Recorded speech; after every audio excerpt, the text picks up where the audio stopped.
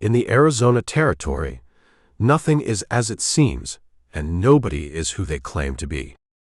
REDFIELD RANCH, a Western thriller. Chapter 1.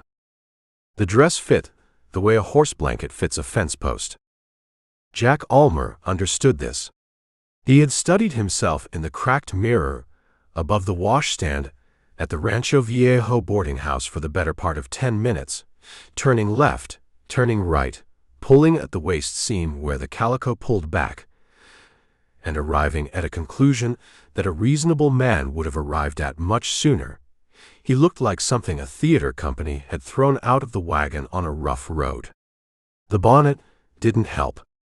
It was straw, sun-bleached to the color of old bone, with a blue grosgrain ribbon that some previous owner had tied in a bow, and Jack had failed to retie with anything approaching a bow shape. It sat on his head, the way a bird's nest sits on a fence post. Crooked. Provisional. He pulled the ribbon loose and tried again. The bow came out worse. He left it. The hair was the real problem. His own hair, brick red and coarse, stuffed up under the bonnet, and already working its way out at the sides in two ragged wings that caught the morning light like copper wire. He pressed them back with both palms and watched them spring free the moment he moved his hands. The hair did what the hair wanted. It had always done what it wanted. "You look like a deputy," he told himself. He meant it as criticism. The Hatch and Hodges stage to Globe left Florence at 7:15 in the morning, which in the spring of 1883 meant it left Florence at somewhere between 7:20 and 8 o'clock, depending on whether Amos Tidd, the driver, a man built like a water barrel balanced on two short sticks, had finished his second cup of coffee and located his hat. Tidd was particular about his hat. He had 3 of them, and wore them in a rotation that he'd explained to anyone who asked, and several people who hadn't. Jack stood at the edge of the depot yard, in the shade of a mesquite, and watched the stage being loaded.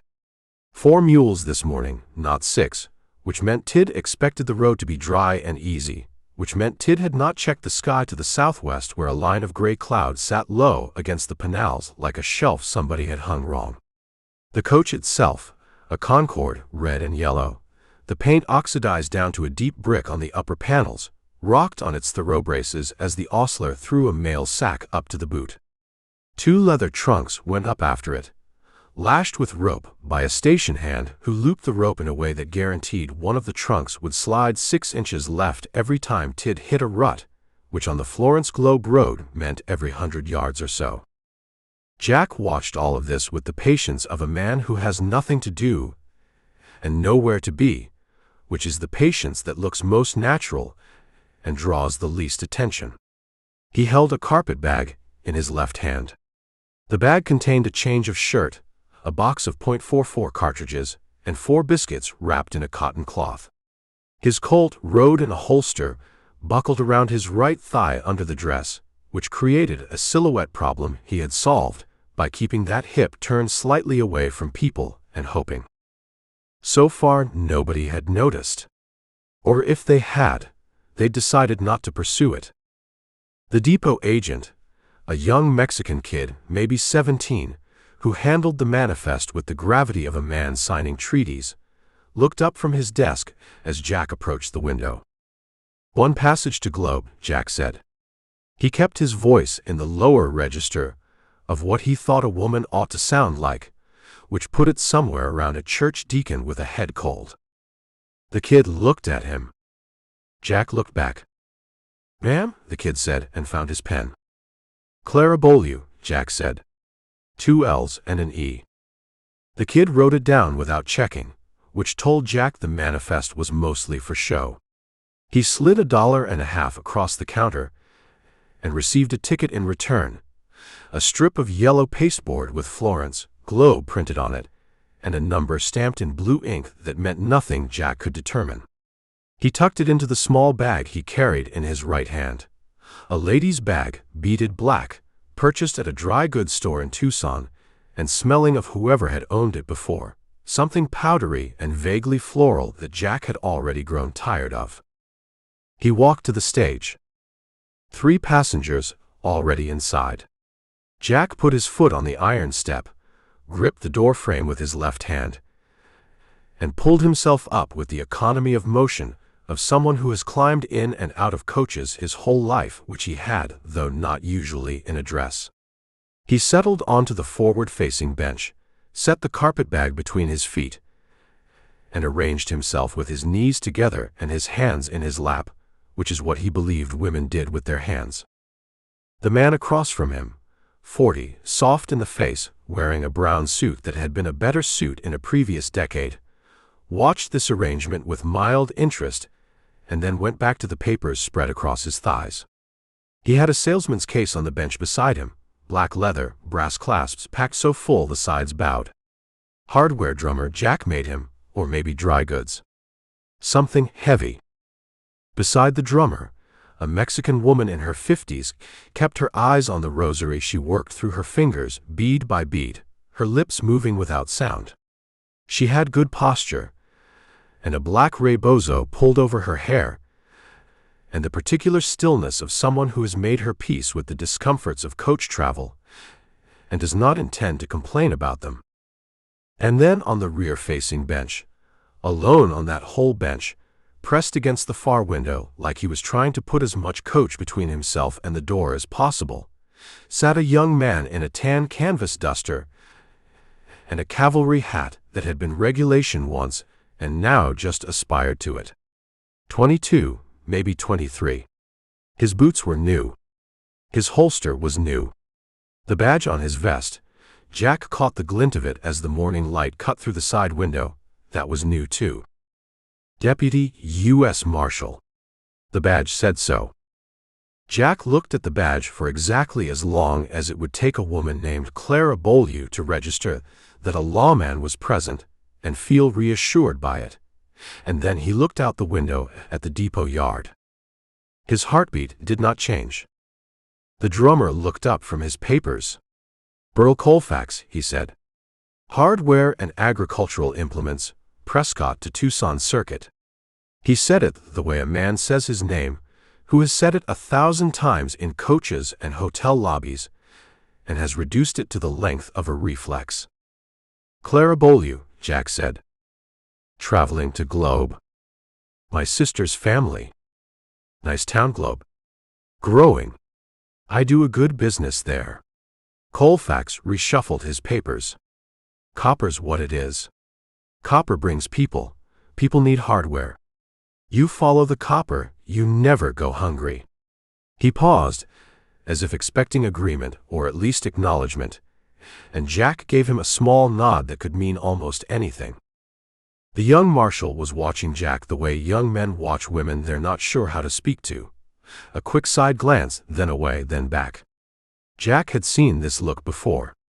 It was the look of someone deciding whether to introduce himself or not, running some internal calculation about manners and opportunity and what his mother had told him about talking to strangers. The calculation landed in favor of introduction. "Bick Tolliver," the marshal said. He sat up straighter as he said it. "Deputy U.S. Marshal, out of Tucson." "Clara Beaulieu," Jack said. "My goodness, a marshal. Are we in any danger?" Tolliver's face did something complicated, pleased to be noticed, wanting to seem modest about it. "No, ma'am. Routine business in Globe.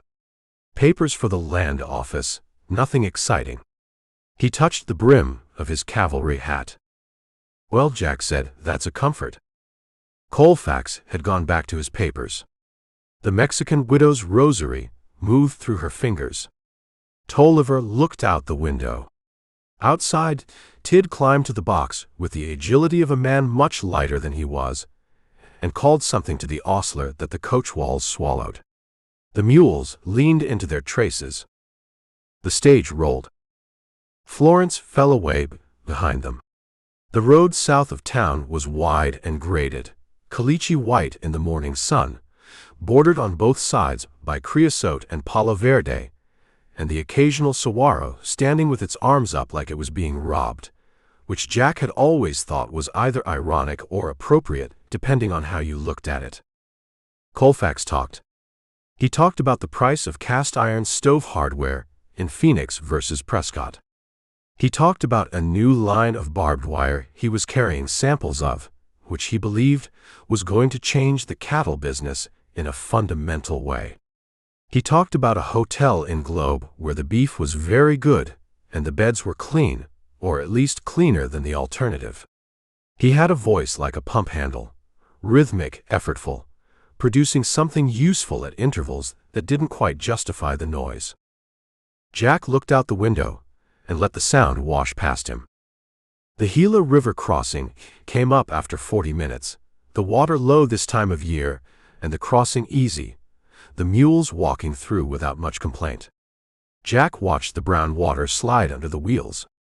Beyond the river, the road tightened and began to climb toward the lower slopes of the Pinals, the creosote giving way to scrub oak and the occasional juniper, the light going from white to gold as the angle changed. Tolliver had fallen asleep. He slept with his mouth closed and his hat pulled down, chin to chest, one hand resting on the document case in his lap. The case was locked. Jack had noted the small brass padlock and secured to Tolliver's wrist with a short length of chain. Not a man to take chances, the marshal, or someone had told him not to take chances, which amounted to the same thing here. The Mexican widow finished one revolution of her rosary and began another. Colfax had moved on to the subject of the salt trade. Jack watched the road. The relay station at Mineral Creek sat in the shade of a cut bank. 3 buildings, barn, water trough, a stone house with a low ramada out front, around a dirt yard where 2 ranch dogs slept in patches of shade with the commitment of animals that had given up on ambition.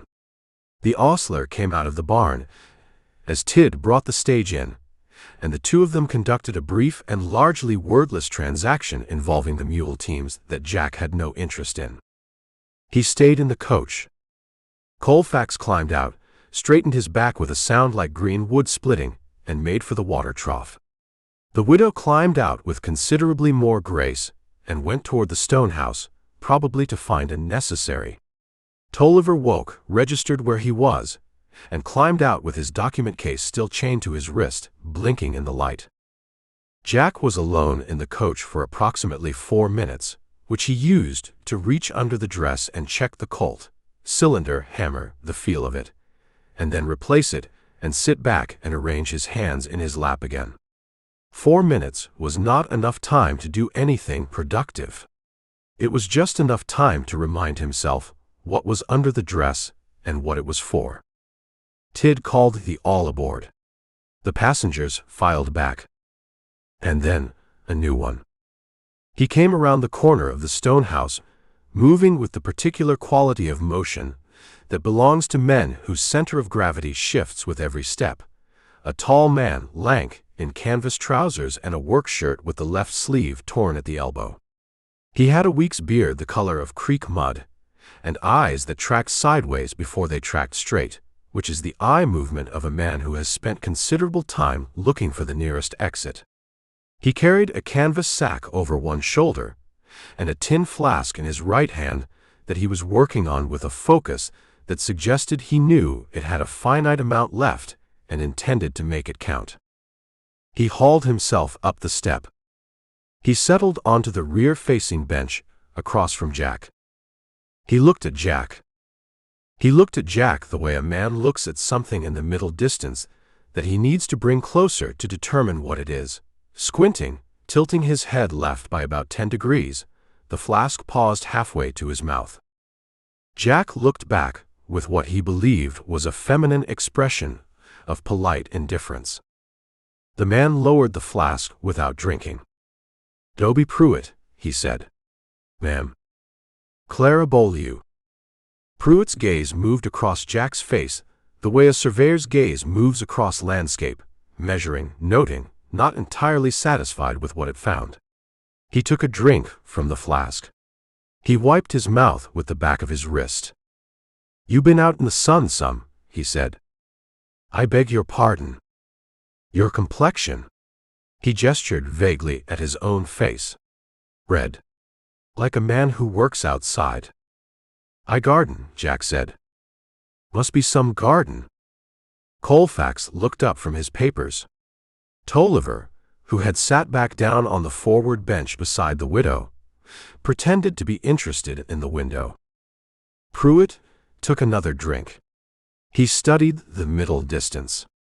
The stage lurched into motion, and he braced his boots against the floor and rode the movement without adjusting his expression, which was the expression of a man doing arithmetic. Then he said, I will tell you something, and I hope you won't take offense by it because I don't mean any. I have been down on the Gila for 6 weeks working a placer claim that had about as much color in it as this here flask. And in that time, the only women I saw were 2 Pima women and a mule named Dorothy, who was a mule in all respects. Jack said nothing. What I am saying, Pruitt continued, is that my estimation of things has drifted somewhat. My standards, if you want to call them that. He paused. And even accounting for the drift. He paused again. He appeared to be selecting his words with a care that the words did not deserve. You are a hard-looking woman, Miss Beaulieu. You are not the kind of woman a man looks at and says to himself, there, that one, that is the woman for me. You follow what I'm saying. You are not that woman. Another drink. But I have been out 6 weeks on the Gila, and a man gets lonely. And what I am trying to say, and I am aware this is not coming out in a flattering way, is that you might do. In a pinch. He looked at her, at Jack, with the expression of a man who believed he had paid a compliment and was waiting for it to land. The coach hit a rut. Everyone grabbed for something. Pruitt grabbed the door frame. Colfax grabbed his papers. Tolliver's hat slid forward. Jack sat with his hands in his lap, and his jaw set and his eyes on Dobie Pruitt's face. Under the dress, under the calico, and the ill-fitting stays he'd cinched around his ribs that morning with the grim efficiency of a man tightening a saddle girth, his right hand rested on the butt of the Colt. The grip was smooth from use, walnut oil dark, the checkering worn down to a suggestion. He thought about what he'd come for. He thought about the floorboards 2 feet behind Tid's boot heels. He lifted his hand off the Colt. Mr. Pruitt, Jack said, you are a deeply strange man. Yes, ma'am. Pruitt nodded, as if this tracked. I expect that's fair. He offered her the flask. Jack looked at it. No, Jack said. Thank you. Suit yourself. Pruitt put the flask away in his shirt pocket, and folded his arms, and closed his eyes, and appeared to fall asleep before the next curve in the road. Colfax cleared his throat. Now then, he said, and went back to his papers with the focused industry of a man who had decided he had not heard any of that. The widow's rosary moved. Tolliver stared out the window at the Pinals rising to the north, his face doing the thing young men's faces do when they've witnessed something they don't have language for yet. Jack straightened his bonnet. The road climbed. He had 12 miles to the ravine where the road bent through the first of 2 switchbacks, and at the second switchback, the draw on the left side ran back 200 yards to a cluster of mesquite, and 2 men with horses who were supposed to be there, and were probably there, and were definitely, in at least one case, an idiot. He checked the road 3 weeks ago on horseback, noted the sight lines, measured the distances the way he measured all distances, in the time it would take a man on a walking horse to cover them, which was the only measurement that mattered. 12 miles at current speed. Call it 2 hours. He looked at Tolliver. The marshal had gone back to sleep, chin to chest, document case on his lap, hand on the chain. Jack looked at the floor of the coach. Beneath the floorboards, in the locked box bolted to the frame between the axles, $9,000 in gold coin rode toward Globe in the dark, as ignorant of what was coming as Bick Tolliver and Burl Colfax and the Mexican widow with her rosary. As ignorant as Dobie Pruitt, who slept with his mouth closed and both hands wrapped around his canvas sack, and who had said what he'd said about her, about Jack, with the utter confidence of a man who believed himself to be a fair and honest judge of things. Jack touched the side of his bonnet. The blue ribbon had come undone again. He tied it. The road climbed. Chapter 2.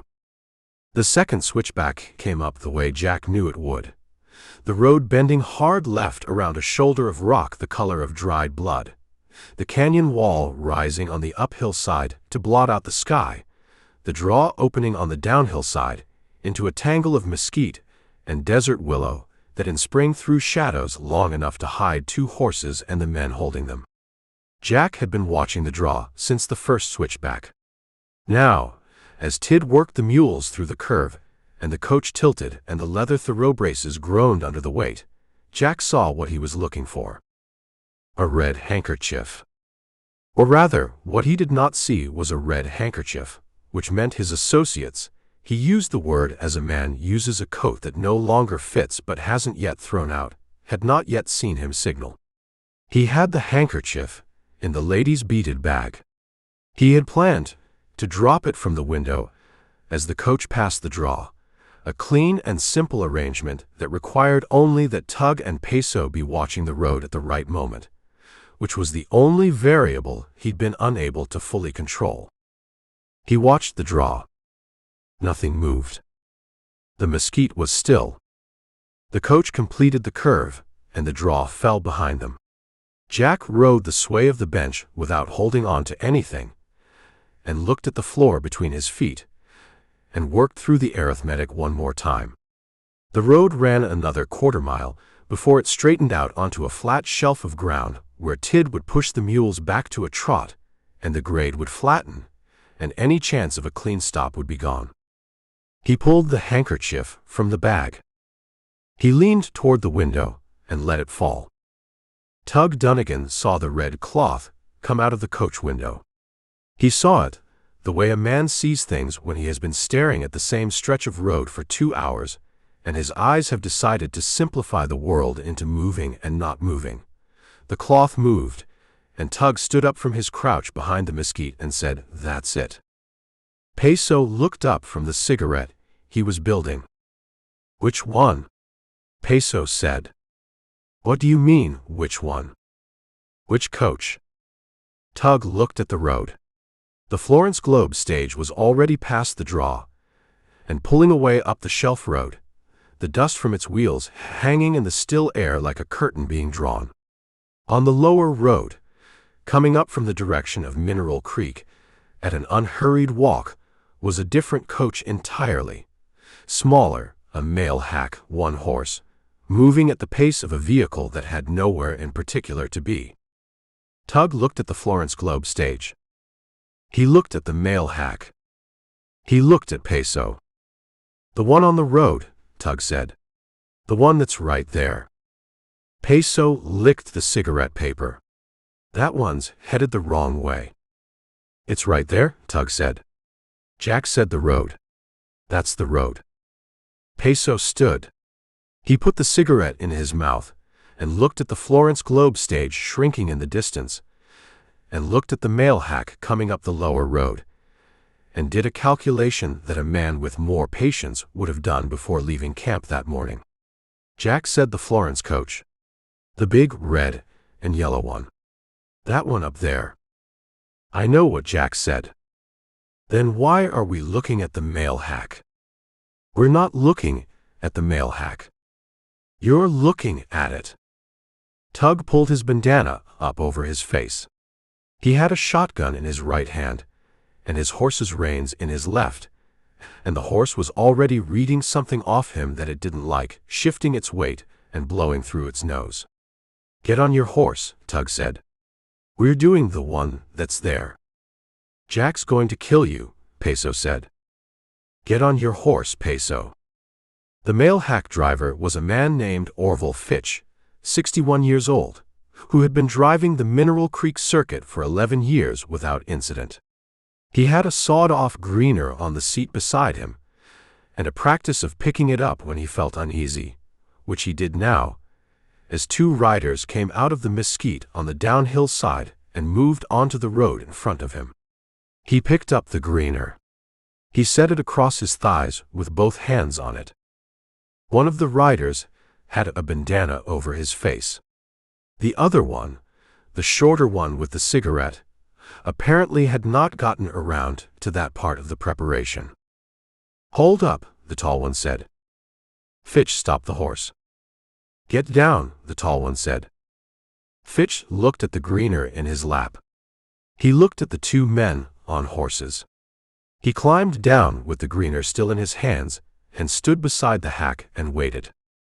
The tall one dismounted. He came around to the back of the hack and opened the door. Inside were 3 nuns from the Sisters of Mercy convent outside Coolidge, traveling to visit a mission school in Globe, and a crate of hymnals bound for the same. The nuns sat with their hands in their laps, and their eyes on the bandit with an expression that was less fear than assessment. The oldest of the 3, a woman of perhaps 60 with a face like eroded sandstone, said, "Young man, what exactly do you think is in here?" Tug looked at the nuns. He looked at the hymnals. He looked at Peso, who had stayed on his horse. "Mail?" Fitch said from beside the hack. "It's a mail coach. Says so on the side." Tug pulled the bandana down off his face. It seemed, in the circumstances, unnecessary. The oldest nun said, "I will pray for you." I say that without sarcasm. "I appreciate that," Tug said. He sounded like he meant it. "Get back on your horse," Peso said. "Let's go." Tug got back on his horse. Peso had the cigarette lit now, and smoked it as they rode back up toward the draw, and he did not say anything for a quarter mile, which for Peso was a very long silence. Then he said, "It was a confusing morning." "Don't," Tug said. Jack didn't wait for the signal. When he'd planned the stop, he'd given Tug and Peso the handkerchief signal as the fail-safe, the thing that told them he was on the coach and the coach carried what he'd come for. The primary plan had always been simpler than that. The primary plan was Jack. The coach hit the flat shelf, and Tid pushed the mules to a trot, the way Jack knew he would, the way Tid always did on this stretch, because the grade was easy and the road was straight, and a driver who'd been nursing mules up a mountain all morning liked to let them run a little on the flat. Jack felt the pace change. He felt it in the bench, in the sway of the thoroughbred braces, the different rhythm of the wheels on graded road. He waited 30 more seconds. He reached into the carpet bag between his feet, and his hand closed around the second item he'd packed that morning. Not the biscuits, not the cartridge box, but a folded square of blue cotton that he shook out now with one quick snap of his wrist. A hood. He'd cut it from an old shirt the night before in a room at the Rancho Viejo. Sitting at the washstand with a folding knife and the lamp turned low, and it fit over his head and covered his face to the chin with 2 rough holes for his eyes. He put it on. He pulled the colt from under the dress. He opened the coach door. The road ran past at a trot. Dust and morning light. The canyon wall dropping away to the left as the shelf widened. Jack put one foot on the iron step and gripped the doorframe and pulled himself up and out and along the side of the coach with the ease of a man who has spent time on the outside of moving vehicles, which he had. He got a hand on the luggage rail above the window, found the iron bracket with his boot, and pulled himself up to the roof in 2 moves. The wind took the bonnet immediately. It went off his head, and out and down, and the red hair came loose all at once, bright and wild in the canyon light. And Jack had just enough time to think that it didn't matter anymore. And then he was on the roof with one knee on the baggage rack and the colt leveled at Amos Tid's back. "Pull them up," Jack said. Tid pulled them up. The mules stopped. They were used to this sort of thing. Not philosophically, not peacefully, but functionally. A mule that has been on the Florence Globe route long enough develops a practiced resignation. The man riding shotgun, a contract guard Jack had not seen before, young, sitting on the box to Tid's right, had a Winchester across his knees, and now he moved his hands on it in the way a man moves his hands when he's thinking about whether to use a thing. "Put it on the board," Jack said. The guard looked at the Colt 4 feet from his face. He laid the Winchester across the footboard. "Down," Jack said. Both men climbed down. Jack came off the roof and dropped to the road in one motion, the dress catching for a half-second on the luggage rail and tearing at the hip seam. He didn't look at it. He moved to the rear boot and cut the tie-down strap with the folding knife from his carpet bag and threw the mail sack aside, and there was the strong box, iron, bolted to the frame, about the size of a traveling case, with a lock that was adequate against amateurs and nothing particular against a cold chisel, which Jack produced from the carpet bag alongside a short-handled hammer. 3 blows. The lock hasp sheared. Jack lifted the lid. Coins. Sacked in canvas, 6 sacks, each one heavy enough that Jack felt it in his shoulder when he lifted the first one out.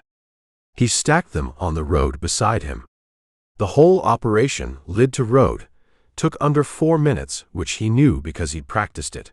A locked box of similar construction at a friend's ranch outside Winkleman, over and over, until 4 minutes felt slow. His horse stood in the creosote 20 yards off the road where he'd tied it the night before, hobbled and patient. A brown gelding named after nothing because Jack didn't name horses. He cut the hobble and slung the canvas sacks across the saddle in pairs and tied them with his own rope. He put the carpet bag in the brush. He folded the blue hood into his vest pocket. He got on the horse. He looked back at the coach. Tid stood beside the lead mule with his hat off. The guard stood beside the wheel with his hands at his sides. From inside the coach came the sound of Colfax's voice, elevated, operating somewhere between outrage and explanation, saying something about having no part in any of this to someone who had not asked. The rear window of the coach was a dark square. In it, catching the light for just a moment, was a pale face under a cavalry hat. The young marshal, Tolliver. He was looking straight at Jack. Not at the horse, not at the sacks, at Jack. At the red hair. His mouth was a straight line, and his eyes had the quality of eyes doing the specific work of memorizing a face, noting a color, filing a detail away in the place where details go when you know you're going to need them. Jack held his gaze for 2 seconds. He'd held a lot of gazes in his time, from men with guns and men with badges, and men who were both, and he had a rule about it. Hold long enough that the other man knows you're not scared, not so long that it becomes a conversation. He turned the horse. He put his heels in. Behind him, Big Tolliver dropped out of the coach door before it had fully stopped rocking. He landed in the road dust and came up with his hand on his sidearm, a Remington Army, the same model the cavalry issued, which Tolliver had shot to qualification at the Tucson range and then fired at paper targets 12 more times on his own dime because he intended to be good at this. He cleared the holster. He pointed the Remington at the figure already 40 yards out and moving fast and getting faster. He fired. The shot cracked off the canyon walls and came back at him twice, flat and hard. Dust kicked up 10 feet to the left of the rider. To the left, which meant Tolliver had pushed the shot, had moved his hand left at the last second, the way a man does when he's trying to correct for something he hasn't calculated yet. He cocked the Remington. The rider was 60 yards out now, the brown horse getting its legs under it on the straight road, and Tolliver tracked him with the front sight and told himself the same thing his training officer in Tucson had told him. Front sight, squeeze, don't pull. He was aware of Tid behind him, and the guard, and the sound of the coach horses still shifting in their traces. He was aware of his own breathing. He fired again. He didn't see where the shot went. The rider hit a bend in the road and was gone behind the canyon wall, and all that was left was the sound of hooves on hardpan fading down through the registers until it was just the wind and Tid's mules and the particular silence that follows a gunshot in a canyon, which is its own kind of noise. Tolliver lowered the Remington. He stood in the road with the gun at his side and his hat gone. He didn't know when his hat had come off, and the document case still chained to his wrist and banging against his knee. The guard said, "You hit him?" "No," Tolliver said. "Looked close." It wasn't close. Tid came around the front of the mule team. He put his hat back on. He was a man who processed events with the deliberate calm of someone who has decided, at some point in his past, that getting upset changes nothing about what has already happened. He looked at the empty strongbox lying open on the road. He looked at the sheared hasp. He looked at Tolliver. 11 years, Tid said. 11 years on this run, and this is the first time. He picked up the hasp. He turned it over in his fingers. He set it back down. Red hair.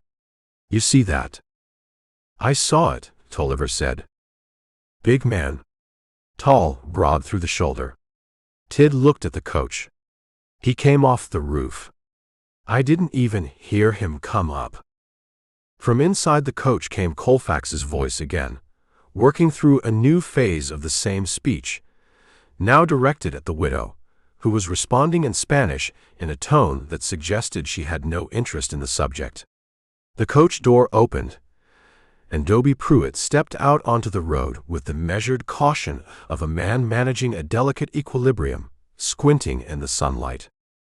He looked at the open strongbox. He looked at the road where the rider had been. He scratched the side of his jaw. I knew something was off about her, he said. Tolliver looked at him. What? The woman. Miss Beaulieu. Pruitt found his flask in his shirt pocket. Hands like a blacksmith. Voice like a well pump. I told her she might do in a pinch, and she looked at me like she was deciding something. He shook the flask, nearly empty, and drank what was left. Red hair, you said. I didn't say anything to you, Tolliver said. That hair was real. Pruitt looked at the road again, at the dust settling in the still air where the horse had gone. Man doesn't wear a wig for a job like that. He'd want it to come off clean. He put the empty flask away. Wonder if he's got a sister. Get back in the coach, Tolliver said. I'm just saying. Get in the coach, Mr. Pruitt. Tid had climbed back to the box.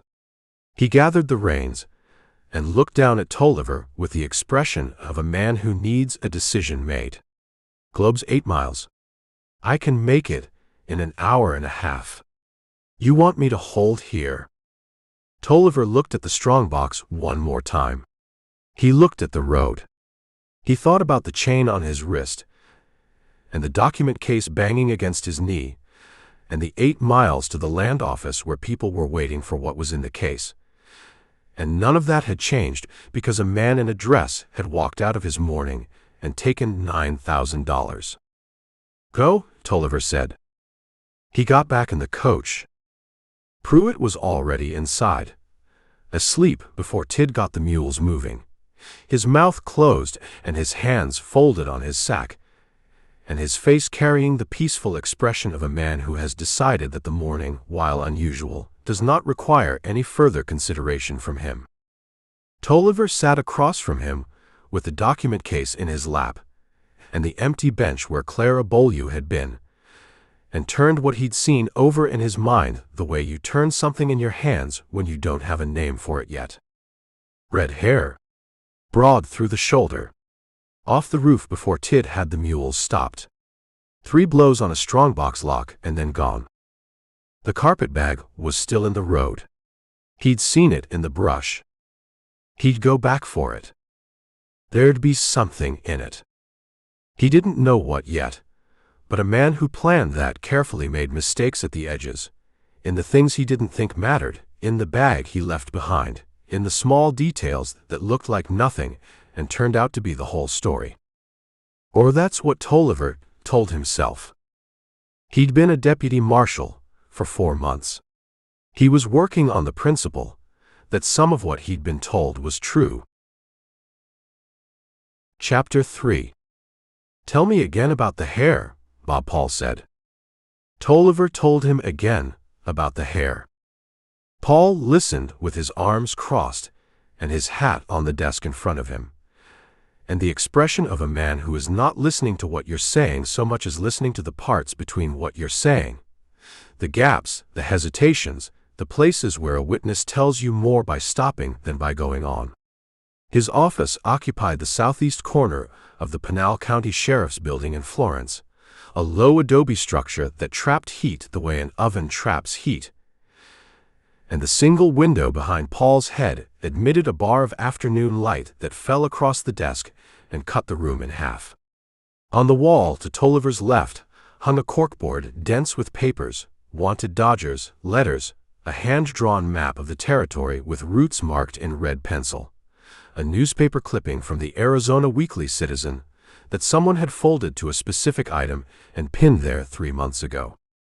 Paul was 44 years old. He had a lawman's face, not hard exactly, but used. The skin around his eyes had been worked on by sun and wind and years of squinting into distances where things moved that he needed to identify.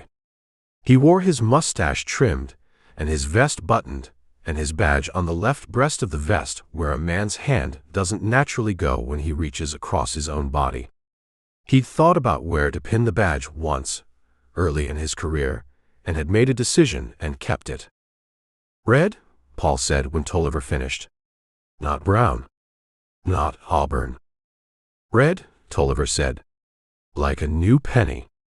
Came out from under the bonnet when he went over the roof." "Big man." "Bigger than the dress suggested. Broad through the chest and shoulders. When he dropped off the roof, he didn't stumble. He landed and moved all in one thing." Paul uncrossed his arms. He picked up a pen, turned it end over end twice, set it back down. "You fired twice." "Yes." "Neither hit." "No."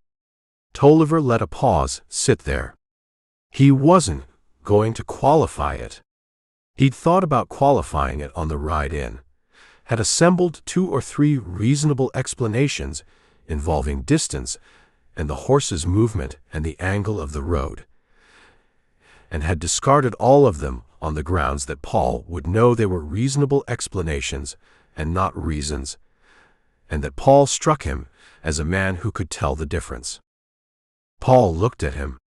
Whatever he saw appeared satisfactory in some way, because he nodded once and pushed back from the desk.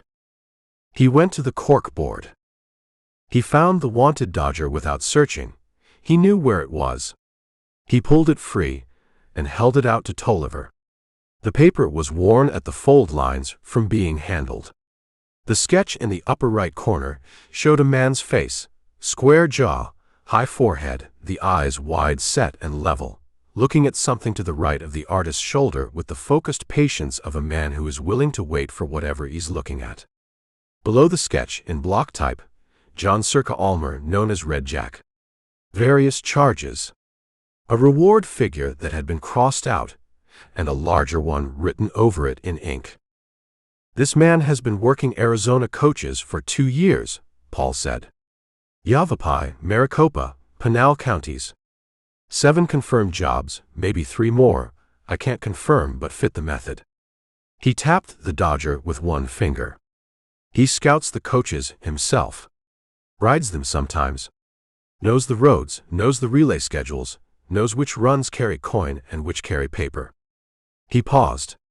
"He's worn a dress twice that I know of." Tolliver looked at the sketch. "Twice." "The Wickenburg run in November. A woman nobody could describe particularly well. Big, square-shouldered, a hat with something wrong about it. Wasn't connected to Red Jack, until a month later when a Wickenburg deputy put the dates together against a report from a ranch hand who'd seen a man matching Almer's description camped in the canyon below the road the same week. Paul took the Dodger back. He's careful. He plans, he scouts, he plans some more. He doesn't use the same men twice if he can help it. Doesn't use the same relay station. Changes the method enough that you're always looking for the last thing he did, not the next one. Except the dress, Tolliver said. Paul looked at him. He used the dress again, Tolliver said. Same method. Paul said, he used it because it works. He pinned the Dodger back to the board, in its same spot. And because he doesn't think enough of us to change it. He said this without inflection, the way a man states a fact that irritates him. And then he went back to his desk and sat down, and the subject of whether Red Jack Almer thought enough of law enforcement to vary his approach was closed. What was in the carpet bag? Paul said. Tolliver set it on the desk. He'd gone back for it himself, on foot, half a mile up the road while Tid waited with the coach, and had carried it the rest of the way into Globe and then all the way to Florence the next morning on the first available stage. The bag was brown canvas, worn at the handles, with a brass clasp that had lost its spring somewhere. He'd opened it once, catalogued the contents, closed it, and not opened it again. Paul opened it. He removed the items one at a time and set them on the desk, a folded cotton cloth with 4 biscuits in it, stale now but identifiable. A box of .44-40 cartridges, half empty. A change of shirt, collarless gray, men's, no maker's mark. A short-handled hammer. A cold chisel, 6 inches, with a striking face that showed fresh bright metal from recent use. Paul looked at the chisel. He looked at the shirt. He held it up and examined the collar, and then laid it flat on the desk and smoothed it with both hands. Near the left cuff, in brown thread, 3 letters had been embroidered in a small tight stitch, CMA. His initials are JCA, Tolliver said. He'd looked this up. John Charles Almer, Paul said. His mother's name was Constance May. Before she married his father, she was Constance May Almer, different family, cousins or something like that, which was how it was done out here for a while. He set the shirt down. The shirt was hers. He kept it. Tolliver looked at the shirt and then looked at Paul. You know a lot about this man. I've been watching him work for 2 years. And you haven't caught him. Paul looked at Tolliver the way a man looks at something that has just said an obvious thing in an unobvious tone, not offended, just noting it. Not yet, he said. No. He pulled open the top drawer of his desk and produced a folded letter. He smoothed it on the desk beside the shirt. This came in from the Pinkerton office in San Francisco 3 weeks ago. They've been watching a man named Walter Garnett, an insurance agent out of Prescott who writes coverage on mining shipments. Garnett insured the Florence Globe Gold at double its actual value. He paused to let Tolliver catch up with what that meant. The mining company contracted with the smelter for $9,000. Garnett wrote the policy for $18,000. Tolliver worked through it. If the shipment gets stolen, Garnett collects $18,000 from the underwriter in San Francisco and pays the mining company $9,000 and keeps $9,000 for himself. Paul refolded the letter. Or that's the plan. The problem with the plan is that it only works if the coins are genuinely gone. If I recover them, there's an investigation, the insurance gets scrutinized, and Garnett goes to prison. So Garnett needs the robbery to succeed. Garnett needed the robbery to happen, and he needs the coins to stay gone. Paul put the letter back in the drawer. He didn't arrange the robbery. Red Jack Almer doesn't arrange with anyone. But somebody told Garnett when the shipment was moving, and Garnett made sure his policy was written first. How do you know he didn't arrange it? Paul said. Because if Garnett had arranged with Red Jack Almer would have taken Garnett's money and robbed the coach anyway and kept everything. And then Garnett would have come to me with a problem he couldn't explain. He opened a different drawer and found a tin cup and set it on the desk. He found a bottle in the same drawer. He poured 2 inches into the cup and pushed it toward Tolliver. Red Jack doesn't partner with men like Garnett. He partners with idiots he can manage and discards them when the job's done. Garnett is not an idiot. He's something worse, a man who thinks he's clever. Tolliver picked up the cup. The whiskey was cheap and warm. He drank it anyway. Where does Garnett think the coins are right now? Somewhere in the desert with Red Jack Almer, Paul said, which is exactly where they are. The coins were in 3 holes. Jack had dug them in the dark, working by feel and starlight on a slope of gravel and caliche 2 miles east of the Aravaipa Road, the brown horse ground tied 15 feet away and dozing. He'd chosen the locations the same way he chose everything, by walking the ground first, noting landmarks, building a map in his head that had no paper version because paper could be found. The first hole was beside a rock formation that resembled from the south the profile of a man lying on his back, a long flat-topped ridge with a knob at one end that could be a nose. The second was under a mesquite with 3 trunks growing from the same root ball, which was unusual enough to find again, and common enough to mean nothing to anyone else. The third was in a dry wash, 2 feet down, below the level where flash flood water would reach the bottom of the channel. He marked none of them. The marks were in his head. He rode into Mammoth the next morning on the brown horse with $3 in his pocket and nothing else about him that connected him to the previous day's business. He'd left the dress in pieces in a dry wash north of the Aravaipa. The bonnet was already gone, blown off on the canyon road and probably still tumbling towards Sonora for all he knew. He wore canvas trousers and a work shirt and a hat with a dented crown, and he looked like what he looked like, which was a man coming in off the range who needed a drink and something to eat, which was true on both counts. He tied the horse at the rail in front of a saloon called the Blue Diamond, which had been the Silver Pick until 6 months ago, when the owner had repainted the sign and not much else. He pushed through the door into the shade and the smell of stale beer and sawdust, and found a stool at the bar and ordered rye and a plate of beans. The rye came. The beans took longer. He was working on the rye and thinking about the 3 holes and the distances between them and the distances between each hole and the road when a sound to his left resolved itself into a voice, and the voice resolved itself into a man. The same quality of recognition as adjusting a rifle sight, pulling a blurred shape into focus until it had a name. Jack turned his head.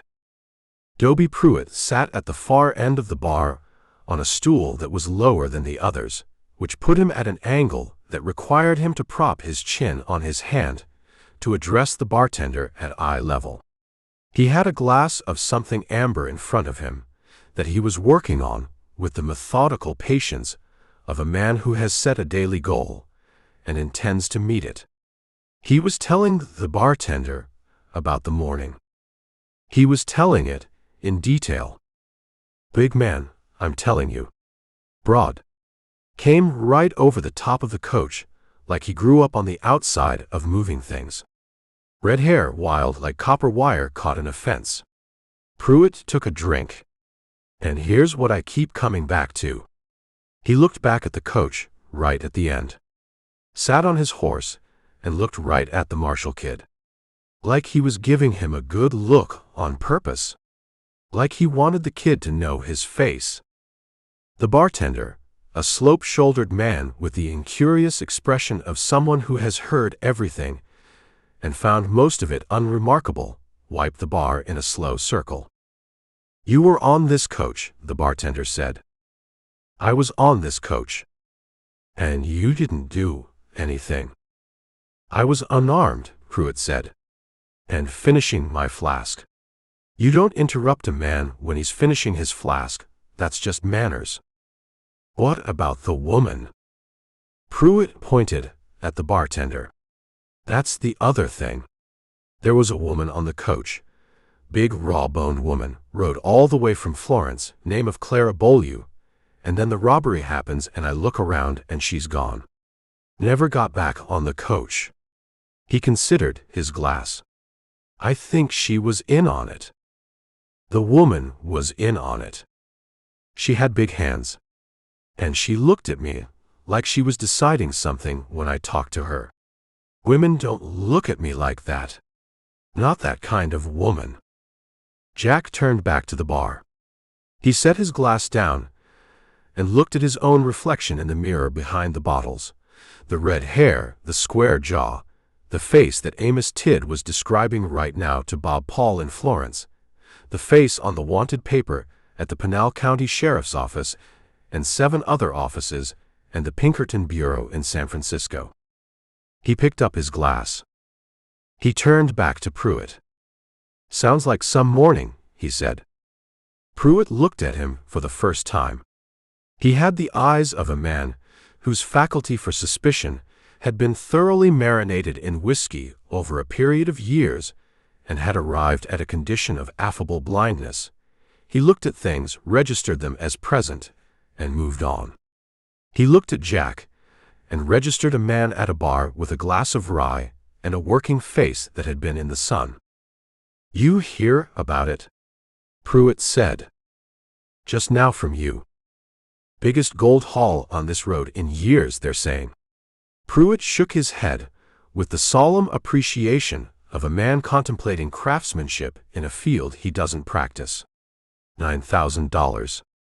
In and out in 4 minutes. Who plans something like that? Man who knows what he's doing, Jack said. I'll drink to that. Pruitt raised his glass. Jack raised his. They drank. You know what I can't figure? Pruitt said. He had moved his stool down the bar in the casual, incremental way of a man seeking company without wanting to appear to seek it, and now sat 2 stools away from Jack, near enough for conversation, far enough for dignity. The woman. Clara Beaulieu. He said the name like he'd been thinking about it. She had good bone structure under all the rest of it. Interesting face. And she took it well, you know, what I said to her. Some women would have gotten huffy. She just looked at me. What did you say to her? Pruitt told him. Jack listened to himself being described. His own face, his own complexion, his own hands that looked like a blacksmith's hands because they were hands that had done a blacksmith's work at one point, and other work since that left the same kind of marks. And he kept his expression at a level of mild interest that he'd spent years calibrating, the expression that said, I am a man at a bar listening to another man talk, and none of this concerns me. You told her she might do in a pinch, Jack said. In those words, yes. And she didn't object. She called me deeply strange. Pruitt smiled at his glass. Which again, fair. But she didn't get off the stool. Didn't flinch. Just looked at me with those gray eyes. He paused. Cold eyes. Like a man who's done something and knows he can do it again. Jack bought him a drink. He bought him another one after that. And they sat at the bar in the Blue Diamond Saloon in Mammoth, Arizona Territory. And Dobie Pruitt talked about the woman on the Florence Globe stage and the man with the red hair and the $9,000 in gold coin that had gone into the desert like water into sand.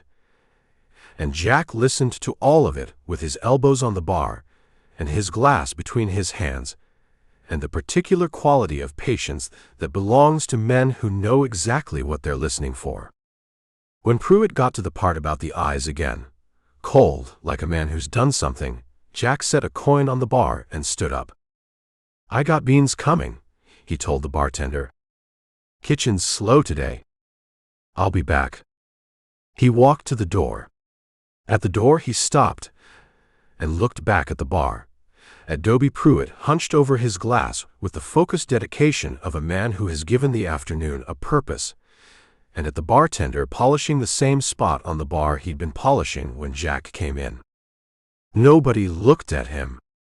He stepped out into the white afternoon. Somewhere in the Prescott offices of the Southwest Mutual Insurance Company, a man named Walter Garnett was running numbers, and finding to his great satisfaction that they added up to the right figure, or would, as soon as the claim was filed and the investigation concluded and the coins remained unfound. Garnett had a system for all of it, a sequence of steps he'd laid out like a proof, each one following inevitably from the last. And the first step was already done, because Red Jack Almer had done it for him without knowing he'd done it. And the rest was just patience and paperwork. Garnett was good at patience. He was good at paperwork. He was not, as events would demonstrate, particularly good at the parts that came after. But those parts were still a week away, and right now Walter Garnett sat in his office in Prescott with a glass of very good whiskey and the satisfied expression of a man who has arranged things well, and the afternoon light came through the window and fell across his desk and made everything look clean. It was, as Bob Paul would say later, already too late by then. Paul had left Florence by mid-afternoon on a horse he'd ridden for 3 years and trusted completely. He had a direction and a method, and 2 years of accumulated knowledge about the way Red Jack Almer moved through Arizona territory, and he had the particular, unhurried quality of a man who doesn't need to run because he already knows where the other man is going. He rode south. The sky to the southwest had been doing something complicated all day. The gray shelf of cloud that had been sitting on the Pinals that morning had thickened and moved, and now it covered the whole southern horizon in a color between charcoal and iron, the kind of sky that meant water coming and meant it seriously. The air carried the smell of creosote and wet rock already, that particular desert smell that arrives 20 minutes before the rain. Paul put his hat down firmer and rode into it. Chapter 4. The problem with the blue dress, and there were several problems with the blue dress, was that it had been made for a woman of a particular shape that Jack was not, and had not been, and showed no signs of becoming. The woman in question had been broad in the hip and narrow in the shoulder, and the dress accommodated this arrangement in a way that, on Jack, produced the opposite effect. Wide shoulders strained against the yoke seam. The waist sat 4 inches above his actual waist, and the hem, which on the original owner had presumably cleared the ground by a modest and respectable margin, cleared his boot tops by about 1.5 inches on each side. He'd found it in a trunk at a second-hand dealer's shop in Winkleman, between a set of curtains and a saddle pad, priced at 30 cents. The dealer had been a heavy-set woman who watched him examine the dress over the top of a pair of spectacles with the expression of someone who had stopped asking questions about what people bought and why. "Does it come with the hat?" Jack said. The hat sat on a nail above the trunk. It was black straw, or had been black straw at some point in its history, now oxidized to a muddy charcoal, with a broad brim that curled up on the left side in a way the right side didn't match. Pinned to the crown, in a position that suggested either decoration or accident, was a small dead bird, a sparrow or something of that size, mounted on a wire that had been bent to hold it upright with its wings half spread, as though it had been frozen mid-flight by something surprising. The dealer looked at the hat. "That's a morning hat," she said. "From the bird." "Does it come with the dress?" "For another dime." Jack put the hat on. He checked his reflection in the small mirror the dealer kept propped against a flour sack on the counter. The bird regarded him from an angle. He regarded it back. "I'll take both," he said. The Tucson Stage North departed at 9 in the morning from a depot on the east side of town, a long, low building of sun-dried brick with a canvas awning over the loading platform that snapped in the dry wind coming off the rinkins. Jack got there at 8:40 with the blue dress under his arm in a flour sack, and changed in the necessary behind the depot, which was a one-hole affair with a warped door that didn't latch and a gap at the bottom wide enough for the wind to get through and rearrange his hair. He'd cut the hair that morning. Not short. Short would draw its own kind of attention, but he'd taken 3 inches off the length and pulled what remained back with a piece of ribbon he'd found in the bottom of a dry goods sack. Under the hat, between the ribbon and the brim, the red showed as a frame around his face, which he couldn't do anything about. The red was the red. It went where he went. He smoothed the dress, which did not smooth particularly. He set the hat on, at the angle he'd practiced in the dealer's mirror, and fixed the ribbon, and tucked the 2 copper wire tendrils the mirror had told him looked most feminine back behind his ears. He looked at himself in the small piece of reflective tin he carried for shaving. The bird looked at him. He looked at the bird. "Don't," he told it. He picked up the flour sack, rolled his real clothes inside it, and walked out to the loading platform and stood in the shade of the awning with his hands folded in front of him, the way he'd seen women stand when they were waiting for something that was late, and they decided not to make a point of it. 4 other passengers assembled on the platform in the next 20 minutes. A rancher and his teenage son, both of them moving with the stiff efficiency of men who had been up since 4 and intended to be somewhere else by nightfall. A merchant from Tucson, in a good suit and a bad mood, who read the same 2 pages of a newspaper repeatedly and turned them back each time, as though the problem was with the paper and not with his concentration. And, standing at the far end of the platform with a canvas grip at his feet, and a posture that belonged to a man comfortable in his own dimensions, a compact, square-built fellow of about 40 in a plain brown coat, plain brown hat, plain boots, everything about him calibrated to suggest nothing in particular. Jack stood in the awning shade and looked at the man in the plain coat the way you look at a word you almost recognize, knowing something was there before he knew what it was. The man stood with his weight even on both feet, and his hands loose at his sides, and his eyes moving across the platform in regular intervals, unhurried. The way a man's eyes move when watching a crowd is a professional habit and not a social one. Jack read that. Then the depot agent called the boarding, and everyone moved toward the coach, and Jack moved with them, and the man in the plain coat picked up his grip and fell in at the back of the line, and that was the last time Jack stood where he could look at him directly for the next 40 miles. "Olds," the man said, once the coach had cleared Tucson and hit the open road north, the saguaros stepping back from both sides of the road the way crowds step back to let a procession through. "Franklin Olds." He said it, to the coach in general, the way a man who travels alone learns to introduce himself, broadly, to whichever of the available faces looks most likely to hold up their end of a conversation. His eyes went to Jack last, or almost last, in a way that was just slightly too measured to be accidental. "Clara Beaulieu," Jack said. Olds nodded. He had a round, affable face, the kind of face a man can put on like a coat when he needs to, and Olds had it on now, good-natured and open and mildly interested in everything around him. The rancher grunted a name Jack didn't catch. The merchant ignored the exchange entirely. "Going far?" Olds said. To Jack. "Phoenix," Jack said. "Visiting." "Myself as well." "Or near enough." Olds set his grip between his feet and settled back against the bench. "Business. I work for a firm out of San Francisco, insurance and investigation. Boring work, mostly. Lot of traveling." The rancher's son looked at him. "Like a detective?" "Insurance investigator is the official title."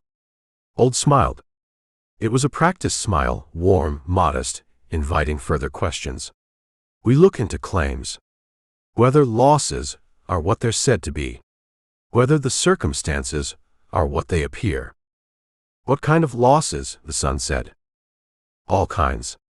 Fire, mostly. Flood. Olds paused, the way a man pauses when he's decided to include something that appears to be spontaneous. Right now, I'm down here on a stage robbery matter. Big haul out of Pinal County, week or so back. Jack looked out the window. The saguaros moved past. A robbery, the rancher said. I heard something about that. The Florence Globe Run, Old said. 9,000 in coin. Man named Almer, goes by Red Jack, took it right off the road in broad daylight. He shook his head in a way that contained no admiration and a precise amount of professional respect.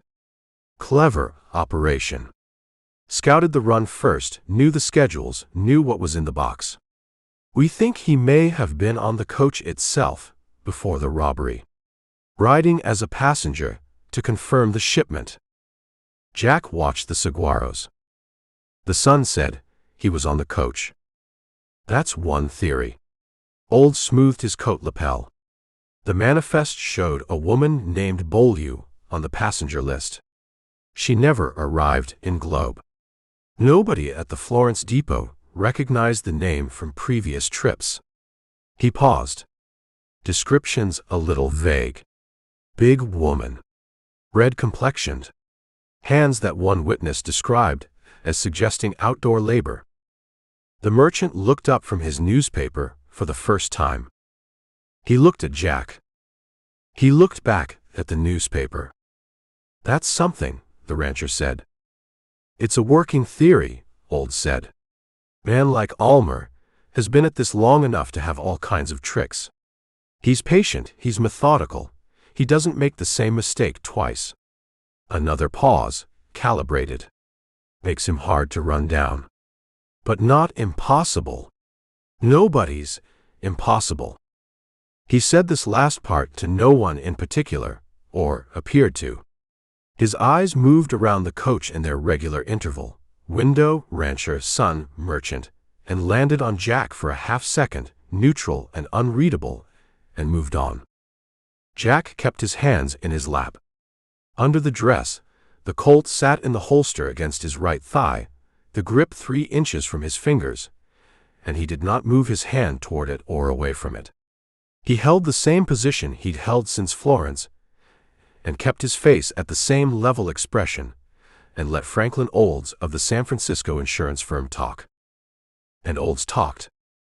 He talked for the next 40 minutes with the pleasant, discursive energy of a man who enjoys the sound of his own voice, and Jack listened to every word of it with the careful attention of a man learning the dimensions of a room he might need to move through in the dark.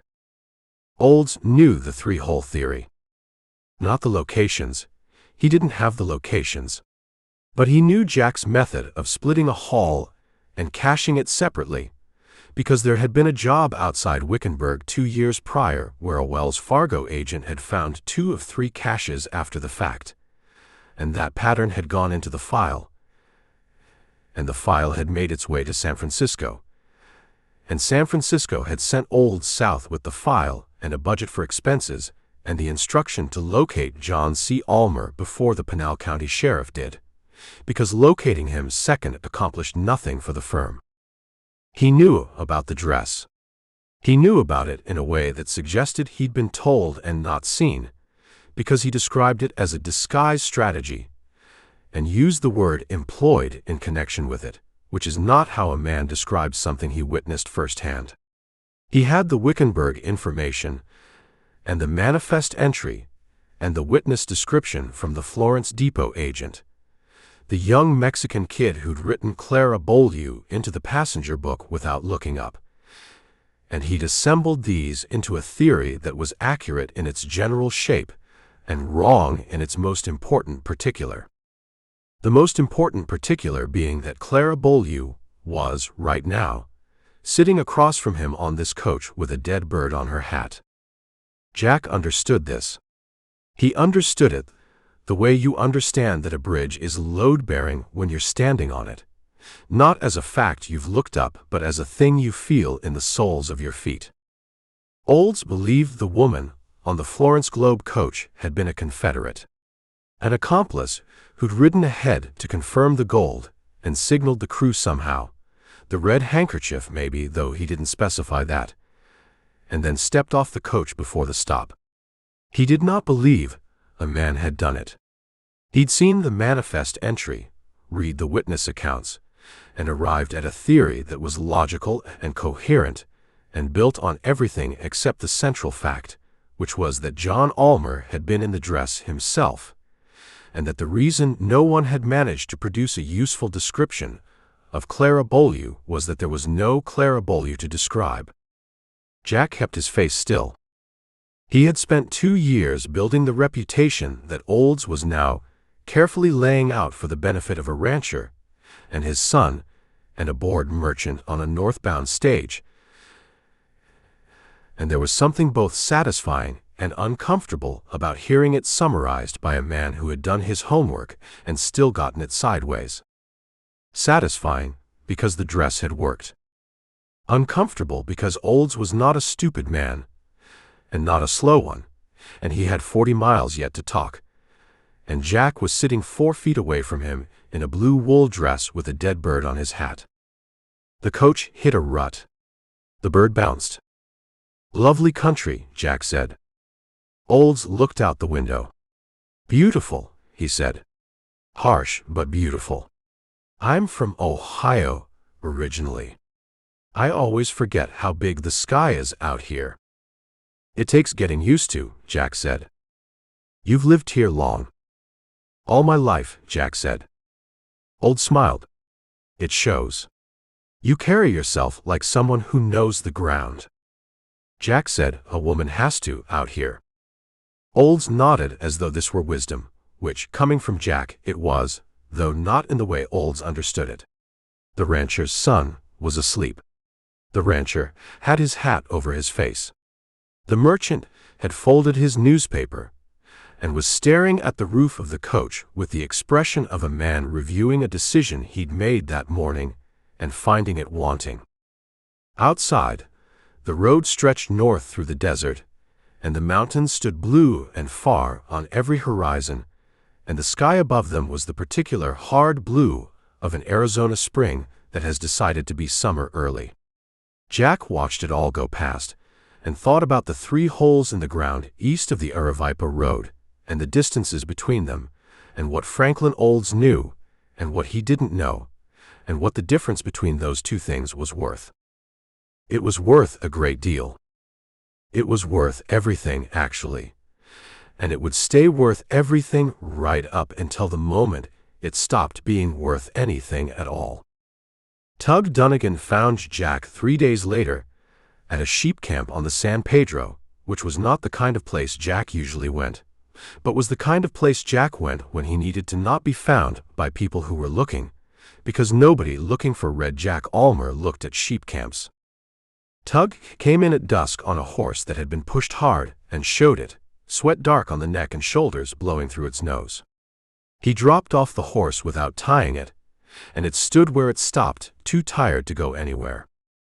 Jack was sitting outside the sheep camp's one building, a stone hut, low walls, a roof of ocotillo ribs and dried mud, with his back against the east wall, and a tin plate of beans and a cup of coffee and the last hour of daylight. He watched Tug come across the yard. "Peso took money from Garnett," Tug said. He said it before he was close enough to sit down, like a man who has been carrying the sentence for 2 days and needs to set it down. Jack ate a spoonful of beans. "How much?" Jack said. "Don't know. Enough that Peso said yes." Tug found a flat rock and sat on it, and took his hat off and worked the brim in both hands. "Garnett's man came to him in Globe 4 days ago. Said Garnett would pay a finder's fee for information on the cache locations. Peso told me about it after he'd already taken the advance." "He told you?" "Said he felt bad about it." Jack put the plate down. He looked at the San Pedro, which ran low this time of year, a green line in the brown distance. How much did he tell Garnett's man? Said he didn't know the locations. Which is true. You didn't tell either of us where you put it. But he told him about the Aravipa Road. That's the general area. Garnett's man have a name? Peso didn't get one. Young, he said. City clothes. Jack drank the coffee. It was bad coffee, the kind made by someone for whom coffee is fuel and not food, dark and flat and thick enough to stand a spoon in. He drank it anyway. Where's Peso now?